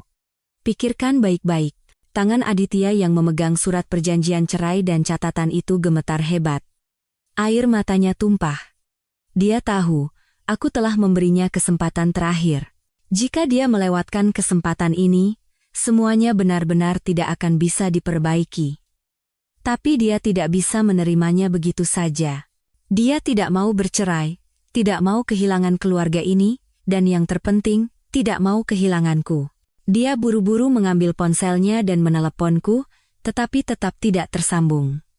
Dia mencoba mengirim pesan WhatsApp, tetapi statusnya masih terblokir. Aditya terduduk lemas di sofa, menatap surat perjanjian cerai dengan penyesalan yang mendalam. Dia menyesal telah memulai hubungan dengan Riana, menggelapkan aset, dan tidak menghargai aku serta keluarga ini. Saat itu, ponselnya berdering. Riana Sari. Aditya mengerutkan kening dan mengangkat telepon. Suara Riana terdengar seperti habis menangis. Sayang, kenapa akhir-akhir ini tidak menghubungiku? Telepon tidak diangkat, WhatsApp tidak dibalas. Apa kau sudah tidak peduli padaku lagi? Aditya berkata dengan kesal, aku tidak punya waktu untuk bicara soal itu sekarang. Aku sibuk. Sikap dingin Aditya membuat Riana semakin sedih. Sayang, apa kau marah padaku karena Saraswati? Aku tidak tahu apa-apa. Kau sudah janji akan menceraikan Saraswati dan menikahiku. Sekarang penuhi janjimu. Kalau tidak, aku akan menyebarkan semua foto dan video kita, biar semua orang tahu betapa brengseknya dirimu. Mendengar kata foto dan video, seluruh tubuh Aditya gemetar. Riana, kau keterlaluan. Aku sudah cukup pusing, kenapa kau menambah masalah? Coba saja kau sebarkan, aku tidak akan tinggal diam. Tidak akan tinggal diam? Riana tertawa sinis. Sayang, kau bahkan tidak bisa mengurus dirimu sendiri, apa kau punya waktu untuk menguruskanku? Dengar baik-baik, ceraikan Saraswati sekarang juga dan nikahi aku, atau aku akan langsung menyebarkan semua bukti itu. Kita hancur bersama-sama. Aditya menutup telepon dan membanting ponselnya ke lantai. Layarnya pecah berkeping-keping, dia benar-benar menemui jalan buntu. Di satu sisi, ada ultimatum dariku. Di sisi lain, ada ancaman dari Riana. Dan juga tekanan dari para pemegang saham. Dia tidak tahu harus berbuat apa. Dia duduk di sofa, tidak tidur semalaman. Keesokan paginya, melihat matahari terbit perlahan dari balik jendela, dia mengambil keputusan. Dia harus menemuiku, meminta maaf secara langsung, dan memohon pengampunan, apapun taruhannya. Aditya mencuci muka, mengenakan pakaian bersih, dan keluar rumah. Dia menuju ke pemakaman ibuku. Dia berpikir mungkin aku ada di sana. Benar saja, saat dia baru masuk ke gerbang pemakaman, dia melihat sosok punggung yang familiar. Itu aku. Aku sedang berdiri di depan nisan ibuku, memegang seikat bunga krisan putih. Jantung Aditya berdebar kencang. Dia berlari dan memelukku dari belakang. Suaranya serak. Saras, aku salah. Tolong maafkan aku. Aku tidak mau bercerai denganmu. Mari kita mulai lagi. Pulanglah ke rumah, kumohon. Aku terkejut dengan tindakan tiba-tiba Aditya, mendorongnya menjauh, dan mundur selangkah. Aku berkata dengan dingin, Aditya, kenapa kau bisa ada di sini? Aditya menatapku sambil menangis. Saras, kau tidak tahu betapa aku mencarimu. Aku salah. Aku salah telah berselingkuh dengan Riana, menggelapkan aset, dan meremehkanmu. Semuanya salahku. Tolong beri aku satu kesempatan lagi. Aku akan berubah. Aku akan memperlakukanmu dengan baik dan menjaga keluarga kita. Melihat penampilan Aditya yang menyedihkan, hatiku tidak merasa kasihan sedikit pun. Yang terlintas hanyalah, kenapa tidak dari dulu? Aku menggeleng. Aditya, sudah terlambat. Aku sudah memberimu kesempatan. Kau sendiri yang menyia-nyiakannya, hubungan kita sudah tidak mungkin. Tidak, belum terlambat, kata Aditya panik. Saras, aku akan tanda tangani, aku akan penuhi semua isi perjanjian cerai itu, kumohon, jangan ceraikan aku, jangan tinggalkan aku. Sudah kubilang tidak mungkin, kataku tegas. Aditya, perasaan di antara kita sudah hancur. Meskipun dipaksakan bersama, kita tidak akan bahagia. Tanda tangani saja. Mari kita berpisah dengan baik. Setelah itu, aku berbalik dan berjalan pergi. Aku tidak menoleh ke belakang sama sekali. Aditya menatap punggungku, terduduk di tanah, dan menangis tersedu-sedu. Kali ini, dia tahu dia benar-benar telah kehilanganku. Dia telah kehilangan wanita yang pernah mencintainya dengan sepenuh hati, dan keluarga yang seharusnya bahagia dan sempurna. Dan semua ini adalah akibat dari perbuatannya sendiri. Setelah meninggalkan pemakaman, aku langsung pulang ke rumah Maya. Begitu aku membuka pintu, Maya berlari menghampiriku. "Saras, dari mana saja kau? Kenapa pulang selarut ini?" Kukira terjadi sesuatu. Aku menceritakan pertemuanku dengan Aditya kepada Maya. Setelah mendengar semuanya, Maya memukul meja dengan marah. "Aditya, si brengsek itu, dalam situasi seperti ini masih mencoba membujukmu. Benar-benar tidak tahu malu. Untung saja hatimu tidak luluh. Kalau tidak, dia akan menyakitimu lagi." "Hatiku tidak akan luluh lagi," aku menggeleng. "Aku sudah menghubungi Pak Tirtayasa. Jika Aditya tidak menandatangani dalam 3 hari, kita akan melanjutkan sidang sesuai jadwal dan menerima putusan pengadilan." Maya mengangguk. "Ya, begitu seharusnya. Jangan beri dia kesempatan lagi." Selama 2 hari berikutnya, aku menyiapkan dokumen-dokumen yang diperlukan untuk persidangan sambil mulai menulis riwayat hidup. Aku melamar ke beberapa posisi dosen bahasa Jerman di universitas dan posisi penerjemah di perusahaan asing. Mengejutkan, keesokan harinya, sebuah universitas ternama menghubungiku dan memintaku datang untuk wawancara minggu depan. Aku sangat senang, dan Maya juga ikut senang untukku. "Lihat, Saras. Siapa yang akan menolak orang berbakat sepertimu? Wawancaranya pasti akan sukses. Setelah kau dapat pekerjaan, kita bisa benar-benar memutuskan hubungan dengan si sampah Aditya itu dan memulai hidup baru." Sementara itu, Aditya yang kembali dari pemakaman, mengurung diri di rumah, tidak makan dan tidak minum. Dia menatap surat perjanjian cerai di atas meja, diliputi amarah dan keputusasaan. Dia tidak mau menandatanganinya, tetapi takut aku akan benar-benar membawanya ke pengadilan. Jika itu terjadi, dia tidak hanya akan kehilangan harta dan reputasi, tetapi juga perusahaannya. Saat dia sedang bimbang, bel pintu berbunyi. Aditya mengira itu aku dan bergegas membuka pintu. Tetapi di depan pintu berdiri Riana Sari. Riana mengenakan gaun merah dengan wajah penuh amarah. Begitu melihat Aditya, dia mendorongnya dan masuk ke dalam rumah, berteriak, "Aditya, apa maumu sebenarnya? Telepon tidak diangkat, WhatsApp tidak dibalas. Apa kau tidak jadi menceraikan Saraswati?" Aditya mengerutkan kening. "Bagaimana kau bisa ke sini? Siapa yang menyuruhmu datang?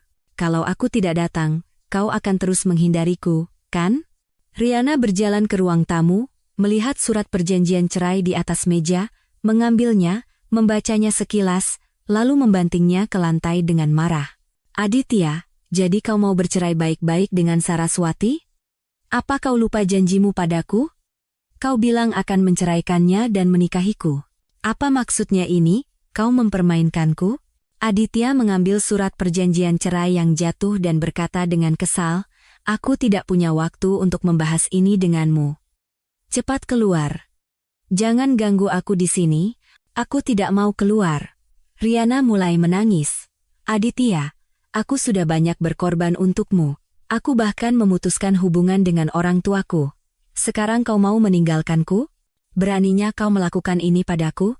Melihat Riana menangis, Aditya semakin kesal. "Kapan aku bilang mau meninggalkanmu? Aku sedang dalam situasi sulit sekarang. Setelah masalah dengan Saraswati selesai, aku pasti akan bersamamu. Tunggulah. Aku tidak bisa menunggu lagi." Riana menghapus air matanya menatap tajam. "Aditya, aku hamil. Sudah 2 bulan. Anak ini anakmu. Kau harus bertanggung jawab. Ceraikan Saraswati sekarang juga dan nikahi aku, atau aku akan membawa anak ini ke kantormu dan membuat keributan, biar semua orang tahu betapa tidak bermoralnya dirimu." Mendengar kata hamil, Aditya membeku di tempat.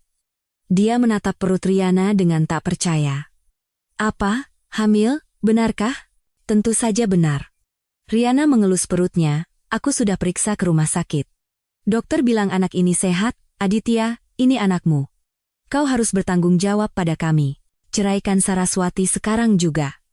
Kalau tidak, aku akan membuat keributan di kantormu dan menggugatmu ke pengadilan." Pikiran Aditya menjadi kacau. Riana hamil. Ini benar-benar bencana di atas bencana.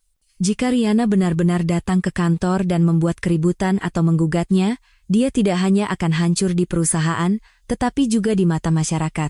Dia menarik napas dalam-dalam, berusaha keras untuk tetap tenang.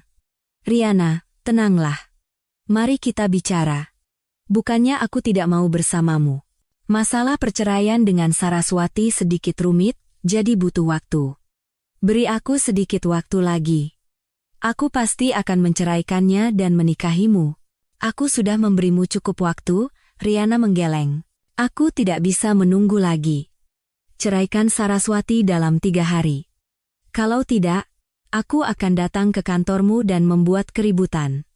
Aku selalu menepati kata-kataku. Setelah itu, Riana berbalik dan pergi. Di depan pintu, dia menoleh ke arah Aditya. Aditya, jangan coba-coba membohongiku. Aku akan mengawasimu.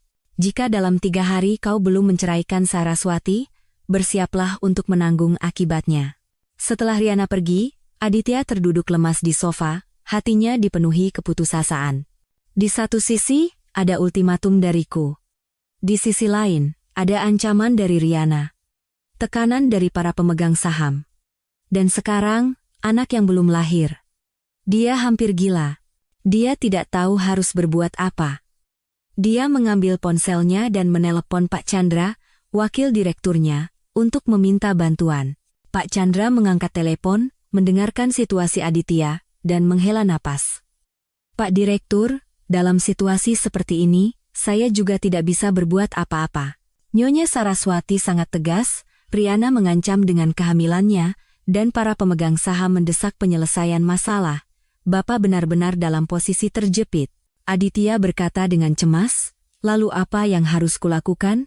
Apa aku harus menceraikan Saraswati dan menikahi Riana? Tapi aku tidak mau menceraikan Saraswati. Aku masih mencintainya. Pak Direktur, sekarang bukan saatnya mengikuti keinginan Bapak, kata Pak Chandra. Jika Riana benar-benar datang ke kantor dan membuat keributan atau menggugat, reputasi perusahaan akan hancur total, dan harga saham akan anjlok. Saat itu, kita semua akan tamat. Menurut saya, sebaiknya Bapak ceraikan Nyonya Saraswati dulu untuk menenangkan Riana dan menyelesaikan krisis di depan mata. Aditya terdiam. Perkataan Pak Chandra benar. Jika Riana benar-benar membuat keributan di kantor, dia akan kehilangan segalanya. Dia harus menceraikanku dulu, lalu memikirkan cara untuk mendapatkanku kembali. Aditya mengambil surat perjanjian cerai di atas meja.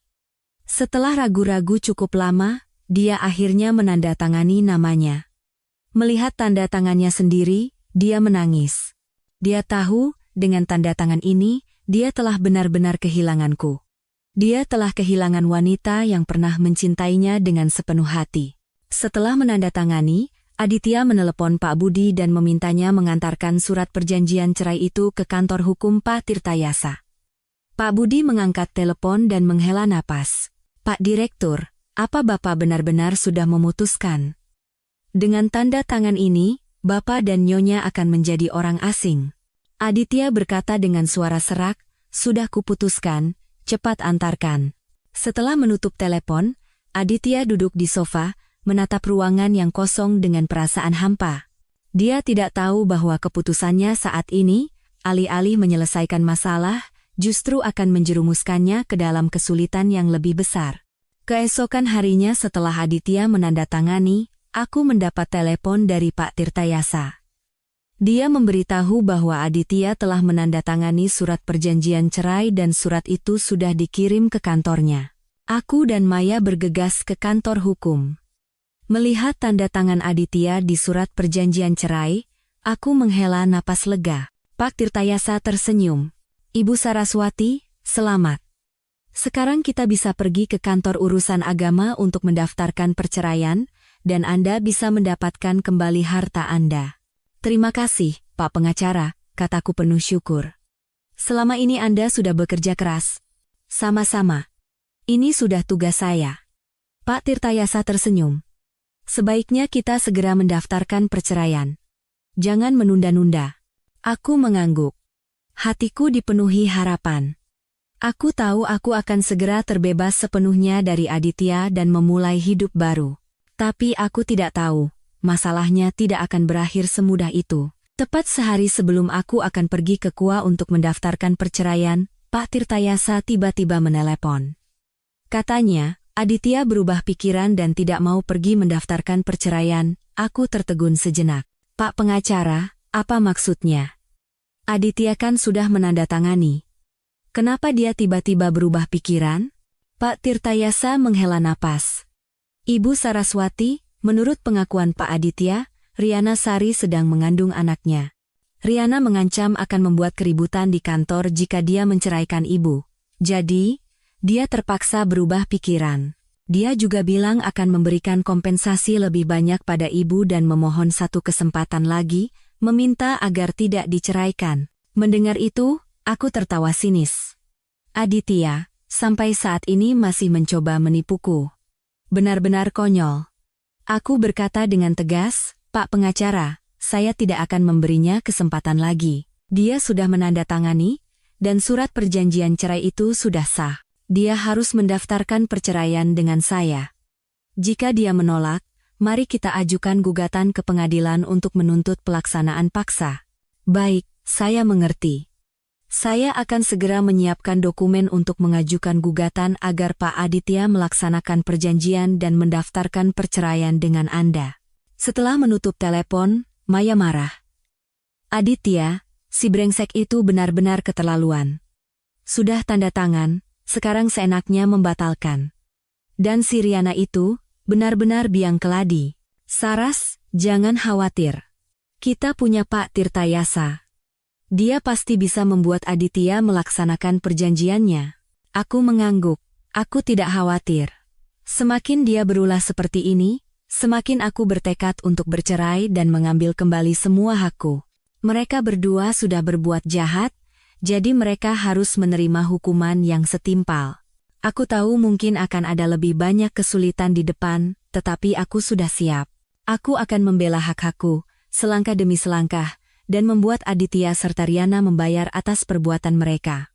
Setelah telepon dari Pak Tirtayasa, aku tidak membuang waktu dengan mengeluh. Aku dan Maya segera merapikan kembali bukti-bukti yang kami miliki. Maya meletakkan semua riwayat transaksi bank yang sudah dicetak, catatan transfer Aditya ke rekening asing, di atas meja. Aku mengeluarkan tangkapan layar percakapan yang kusimpan di ponsel. Itu adalah percakapan WhatsApp antara Aditya dan kerabat jauhnya akhir tahun lalu. Di dalamnya tertulis dengan jelas, tolong transfer uang ini ke Riana, jangan sampai Saraswati tahu. Apa bukti-bukti ini cukup? Tanya Maya sambil menunjuk catatan transfer besar dan percakapan dengan kerabat itu. Ini sudah bukti yang tidak bisa dibantah, kan? Aku mengangguk, lalu teringat sesuatu. Benar. Waktu itu di bank, petugas bilang di rekening kerabat Aditya itu ada beberapa kali setoran masuk dari Riana dalam beberapa bulan terakhir. Jumlahnya tidak besar, tapi sangat sering. Menurut Pak Tirtayasa, ini bisa jadi trik Riana untuk mengembalikan sebagian uang seolah-olah untuk menyamarkan sumber dana pembelian apartemen. Ini juga harus ditambahkan sebagai bukti. Saat kami sedang berdiskusi, ponselku berdering. Pak Tirtayasa. Dia mengatakan telah memeriksa catatan rumah sakit tempat Riana Sari mengaku melakukan tes kehamilan, dan memintaku datang ke kantor hukum jika ada waktu. Aku dan Maya bergegas bersiap dan berangkat. Setibanya di kantor, Pak Tirtayasa menyerahkan selembar hasil tes laboratorium.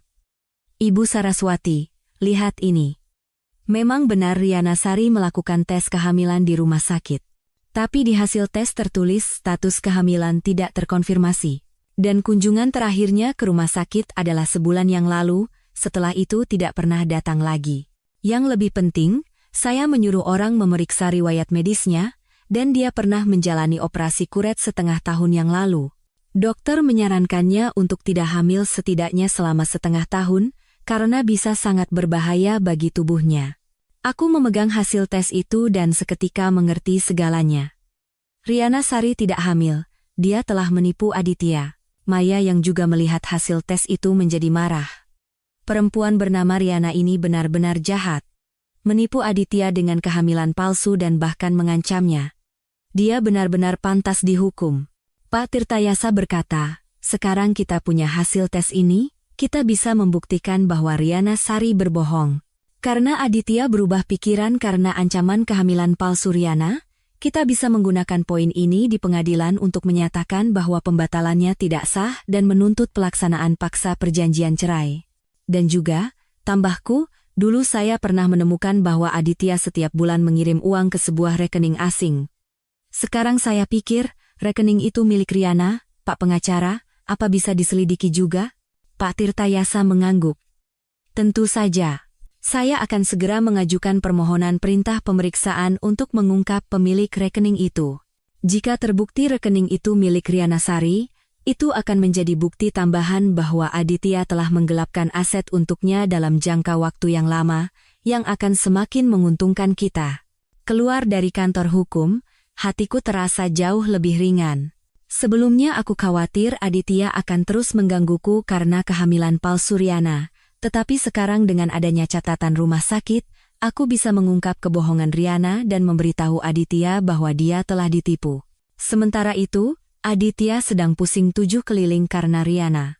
Riana setiap hari menelepon Aditya, mendesaknya untuk segera menceraikanku, dan mengancam akan membawa anak mereka ke kantor dan membuat keributan jika dia terus menunda. Aditya mulai ragu, tetapi melihat sikap Riana yang begitu meyakinkan, dia tidak bisa tidak percaya. Sore itu, Riana benar-benar datang ke kantor Aditya dan berteriak di depan pintu ruangannya.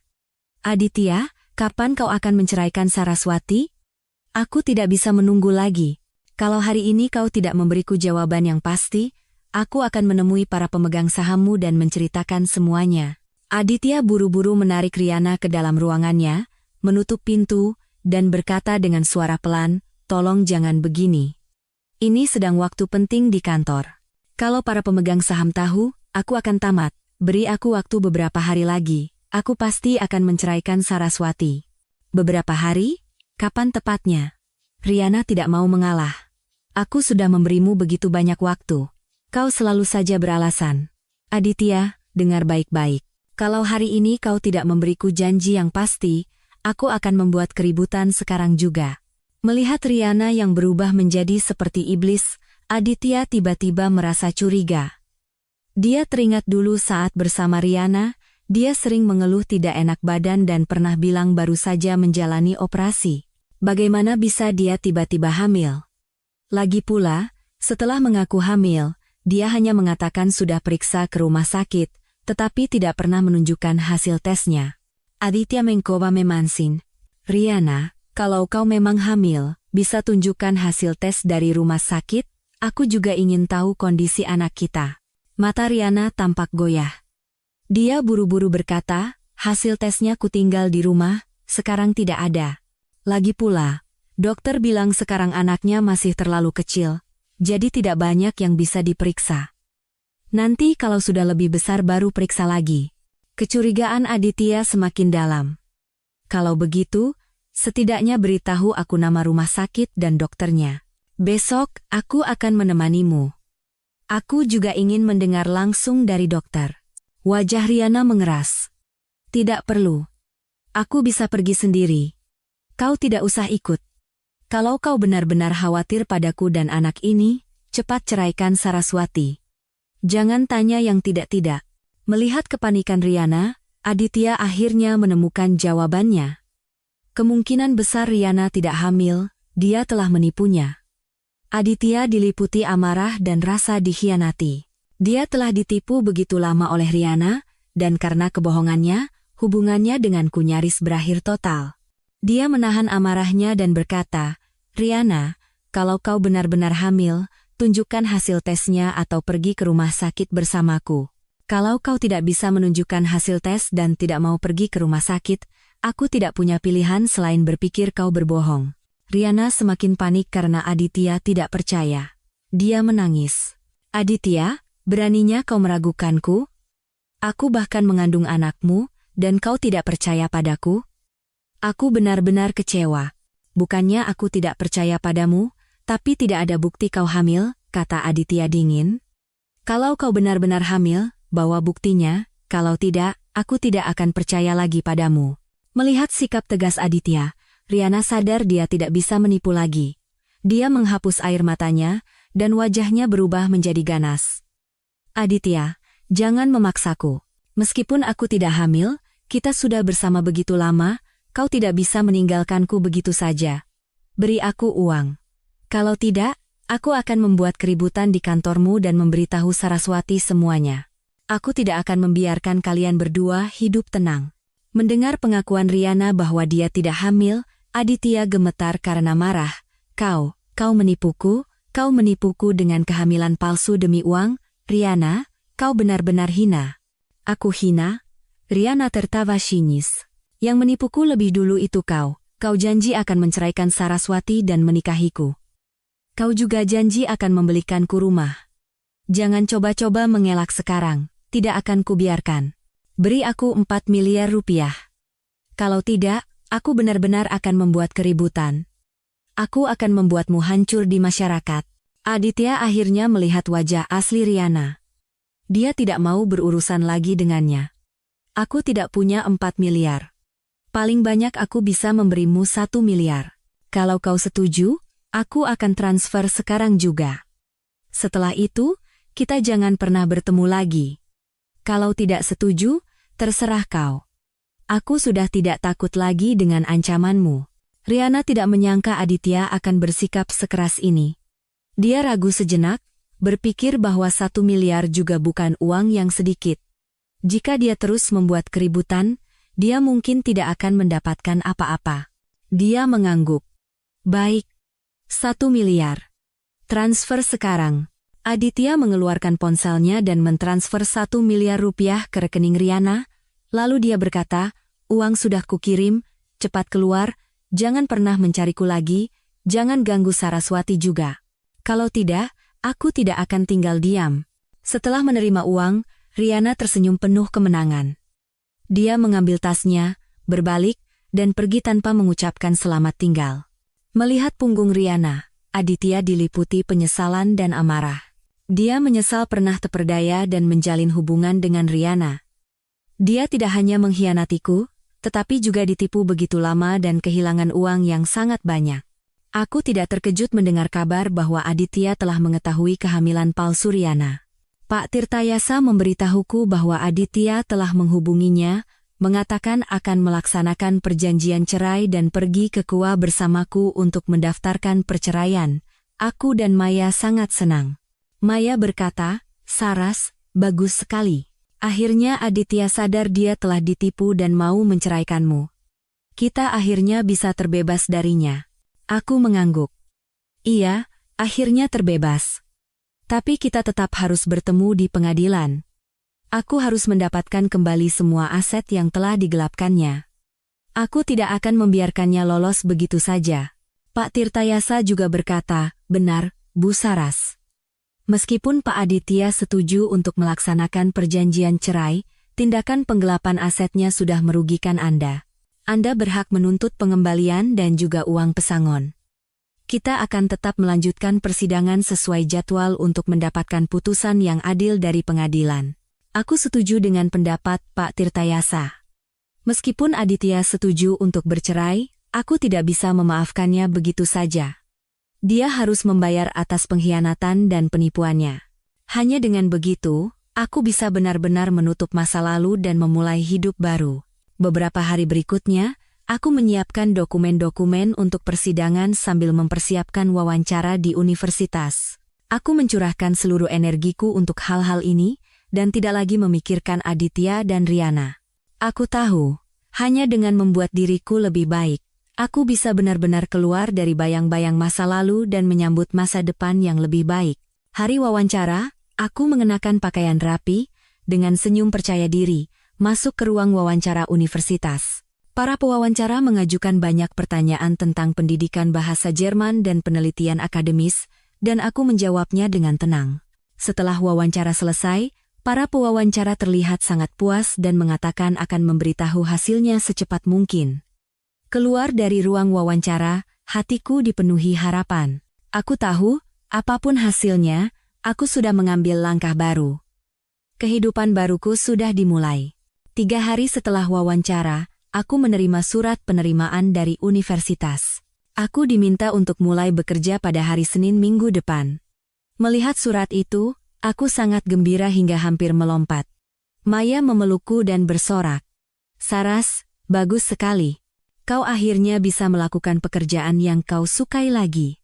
Aku memegang surat penerimaan itu dan berterima kasih dalam hati. Terima kasih atas bantuan Pak Tirtayasa, dukungan Maya, dan terutama, terima kasih pada diriku sendiri yang tidak menyerah karena kegagalan pernikahan, tetapi bangkit kembali dan memilih untuk mengejar kehidupan yang kuinginkan.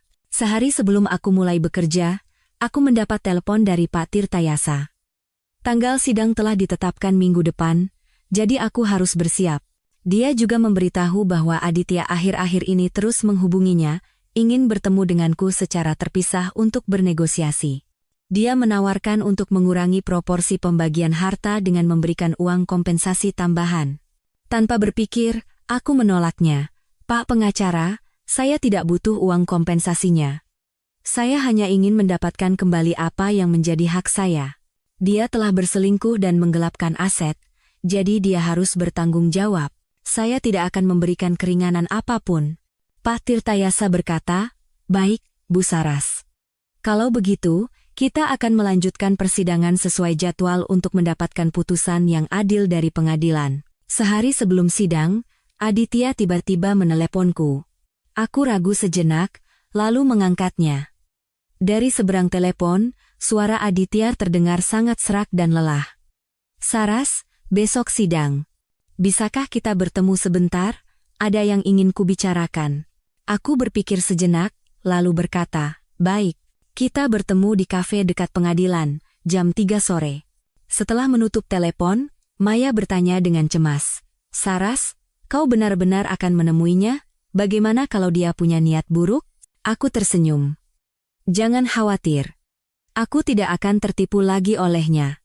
Aku menemuinya hanya untuk benar-benar mengakhiri semuanya. Untuk menunjukkan padanya bahwa aku bukan orang yang bisa diremehkan. Pukul 3 sore, aku tiba di kafe tepat waktu. Aditya sudah ada di sana. Dia duduk di dekat jendela, mengenakan setelan hitam, rambutnya disisir rapi, tetapi wajahnya tetap pucat dan kuyu.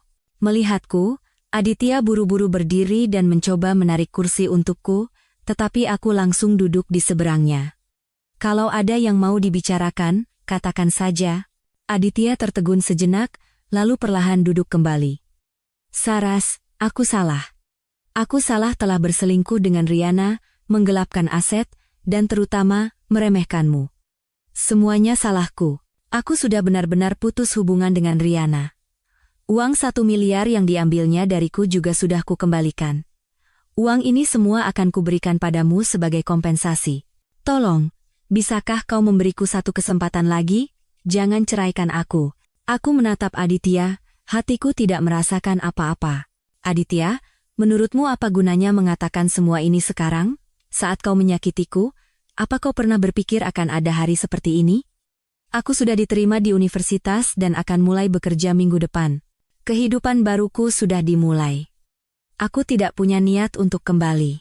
Aku tahu dulu aku banyak menyakitimu, kata Aditya panik, tapi aku bisa berubah. Aku akan memperlakukanmu dengan baik dan menjaga keluarga kita. Tolong beri aku satu kesempatan lagi.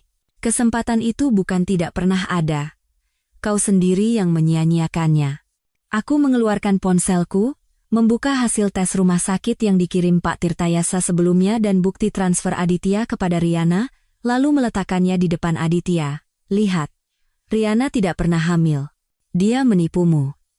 Uang yang kau kirim padanya setiap bulan, dan harga apartemen mewah itu, totalnya lebih dari 4 miliar rupiah.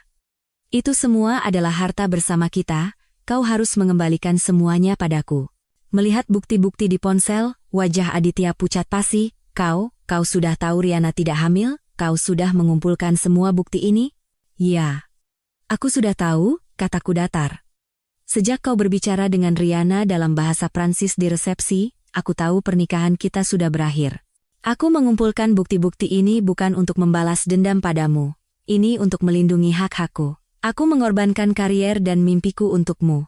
Tapi kau membalasnya seperti ini. Aku tidak bisa membiarkannya begitu saja. Aditya menatapku sambil menangis. Saras, aku benar-benar minta maaf. Aku tahu apapun yang kukatakan sekarang tidak ada gunanya, tapi aku benar-benar mencintaimu. Aku tidak mau kehilanganmu. Aku tidak mau kehilangan keluarga ini. Tolong beri aku satu kesempatan lagi. Mencintaiku? Aku tertawa sinis. Kalau kau benar-benar mencintaiku, kau tidak akan berselingkuh dengan wanita lain, kau tidak akan menggelapkan harta bersama kita. Kau tidak akan meremehkan pengorbananku. Aditya, cintamu terlalu murah. Aku tidak butuh. Besok di persidangan, aku akan menyerahkan semua bukti untuk mendapatkan putusan yang adil dari pengadilan. Bersiaplah. Setelah itu, aku berdiri, mengambil tas, dan berbalik pergi. Aditya mencoba menahanku, tetapi aku menepis tangannya dan keluar dari kafe tanpa menoleh ke belakang. Keluar dari kafe, sinar matahari menyinari tubuhku. Hangat dan cerah. Aku menarik napas dalam-dalam. Seluruh tubuhku terasa ringan. Aku tahu, pernikahan dengan Aditya ini akhirnya akan benar-benar berakhir. Keesokan harinya di persidangan, aku dan Pak Tirtayasa tiba di pengadilan tepat waktu. Aditya juga sudah datang. Dia duduk sendirian di kursi terdakwa, wajahnya pucat, matanya kosong. Saat sidang dimulai, Pak Tirtayasa menyerahkan semua bukti kepada hakim. Bukti transfer Aditya kepada Riana, akta jual beli apartemen mewah, hasil tes laboratorium rumah sakit, dan percakapan WhatsApp Aditya dengan kerabat jauhnya. Hakim memeriksa semua bukti, lalu bertanya kepada Aditya, terdakwa Aditya Wijaya, apakah semua bukti yang diajukan oleh penggugat benar? Apakah ada pembelaan lain? Aditya menggeleng, suaranya serak. Semua bukti benar.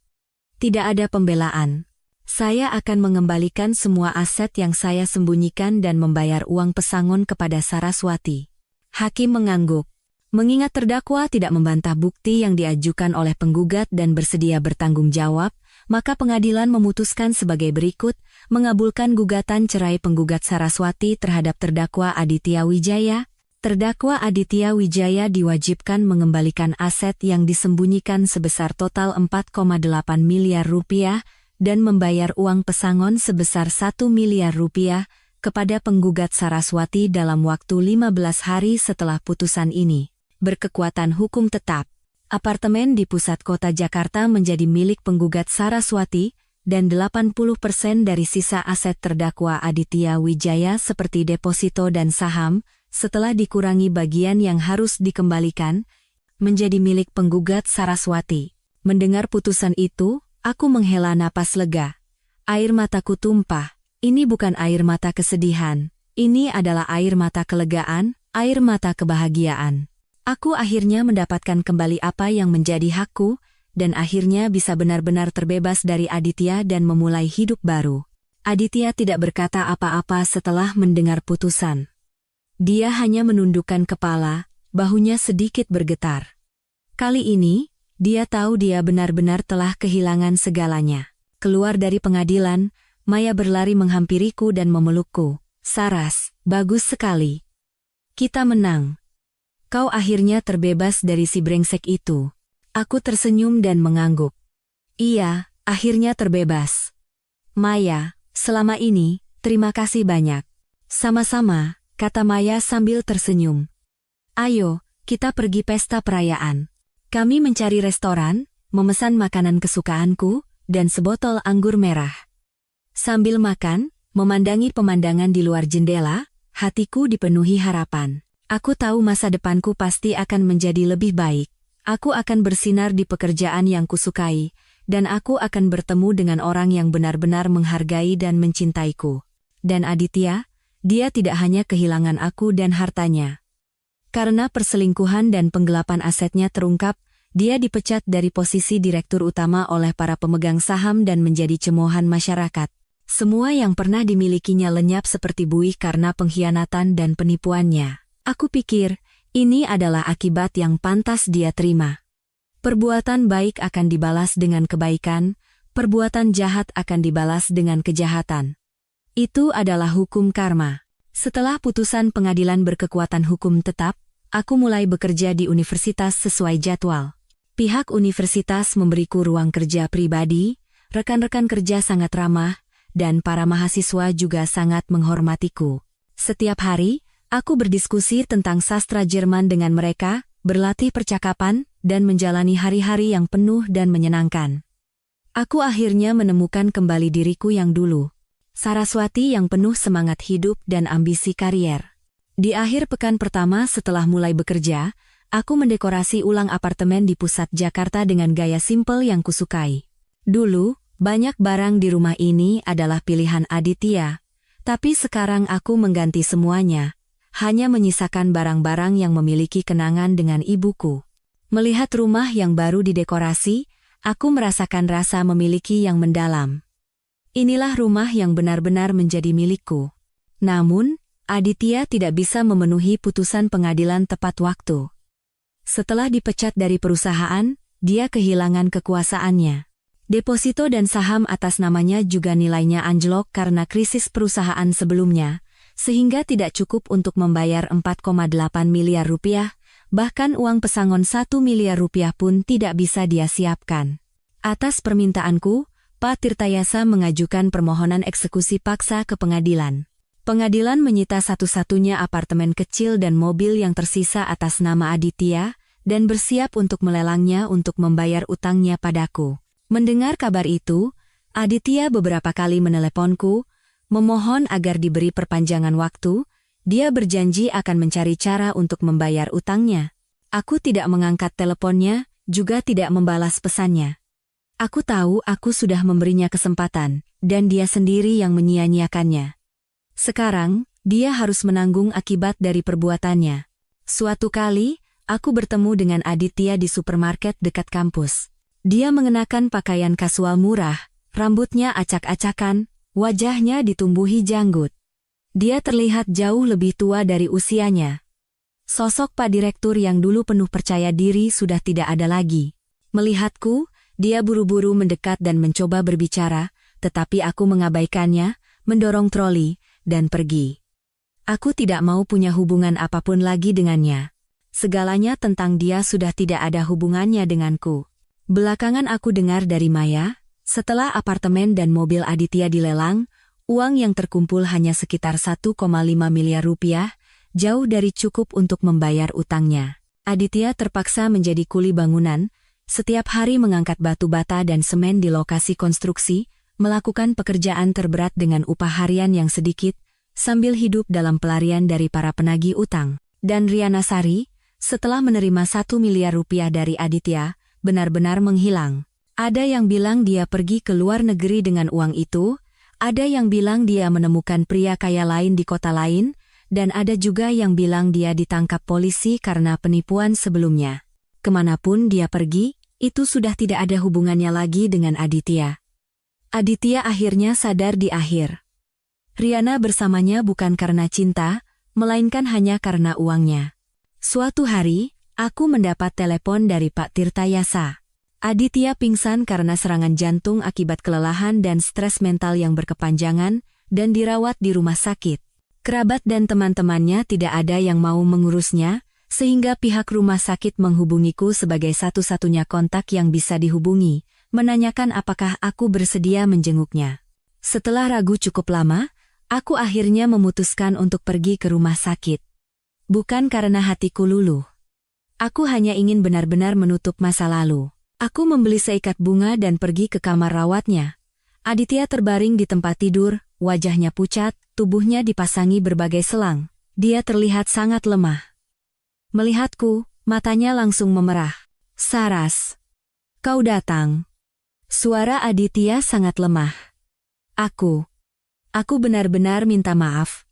Aku tahu apapun yang kukatakan sekarang tidak ada gunanya. Aku hanya ingin bilang, maaf. Aku meletakkan bunga di meja nakas dan berkata dengan tenang, biarlah yang lalu berlalu. Uang hasil lelang pengadilan sudah kuterima, sisa utangmu tidak akan kupermasalahkan lagi. Jaga kesehatanmu baik-baik, dan ke depannya, hiduplah dengan benar, jangan melakukan hal yang akan kau sesali. Mendengar perkataanku, Aditya menangis. "Saras, terima kasih. Terima kasih, sudah memaafkanku." Aku tidak berkata apa-apa, berbalik, dan keluar dari kamar rawat, keluar dari rumah sakit, sinar matahari menyinari tubuhku, hangat dan cerah, aku menarik napas dalam-dalam. Bayangan terakhir di hatiku terasa lenyap. Aku akhirnya benar-benar melepaskan masa lalu, dan memulai hidup baru. 1 tahun berlalu. Karierku di universitas semakin menanjak. Aku menerbitkan sebuah buku Cuyen Ngang tentang sastra Jerman yang mendapat sambutan baik dari rekan-rekanku. Pihak universitas menobatkanku sebagai dosen teladan, dan para mahasiswa sangat menyukaiku. Di sebuah acara pertukaran akademis, aku bertemu dengan seorang pria bernama Gilang Permana. Dia adalah dosen bahasa Jerman di universitas lain, seorang pria yang lembut dan berpengetahuan luas. Kami punya banyak topik pembicaraan yang sama, dari sastra Jerman hingga cita-cita hidup, dari hobi hingga pandangan tentang kehidupan. Setelah mengetahui masa laluku, Gilang tidak merasa kasihan atau bersimpati. Dia hanya berkata dengan tulus, "Saraswati, masa lalumu adalah pengalaman yang berharga, dan masa kinimu jauh lebih berharga. Aku ingin bersamamu menciptakan masa depan yang lebih indah." Melihat tatapan tulus Gilang, aku tersenyum dan mengangguk. Aku tahu, aku akhirnya telah menemukan orang yang menghargai dan mencintaiku. Sekarang, aku punya pekerjaan yang kusukai, rumah yang hangat, orang yang mencintaiku, dan teman-teman yang sejalan. Hidupku dipenuhi sinar matahari dan harapan, tidak ada lagi bayang-bayang masa lalu. Kadang-kadang, aku teringat pada Aditya dan Riana, serta pernikahan yang gagal itu. Tapi aku tidak lagi merasa sedih atau marah. Justru, aku merasa bersyukur. Karena pengalaman itulah yang mengajariku cara melindungi diri, cara berjuang untuk hak-hakku, dan cara bangkit kembali dari keterpurukan. Aku akhirnya sadar, hidup itu seperti cermin, jika kau tersenyum padanya, dia akan tersenyum kembali padamu. Sebesar apapun kesulitan yang kau hadapi, jika kau tidak menyerah dan berani menghadapinya, kau pasti akan menemukan kebahagiaanmu sendiri. Dan orang-orang yang mengkhianati dan menyakitimu, pada akhirnya akan membayar atas perbuatan mereka. Sebab akibat. Itu adalah kebenaran yang tidak akan pernah berubah. Manusia harus menjaga kebaikannya dan menghargai orang-orang di sekitarnya.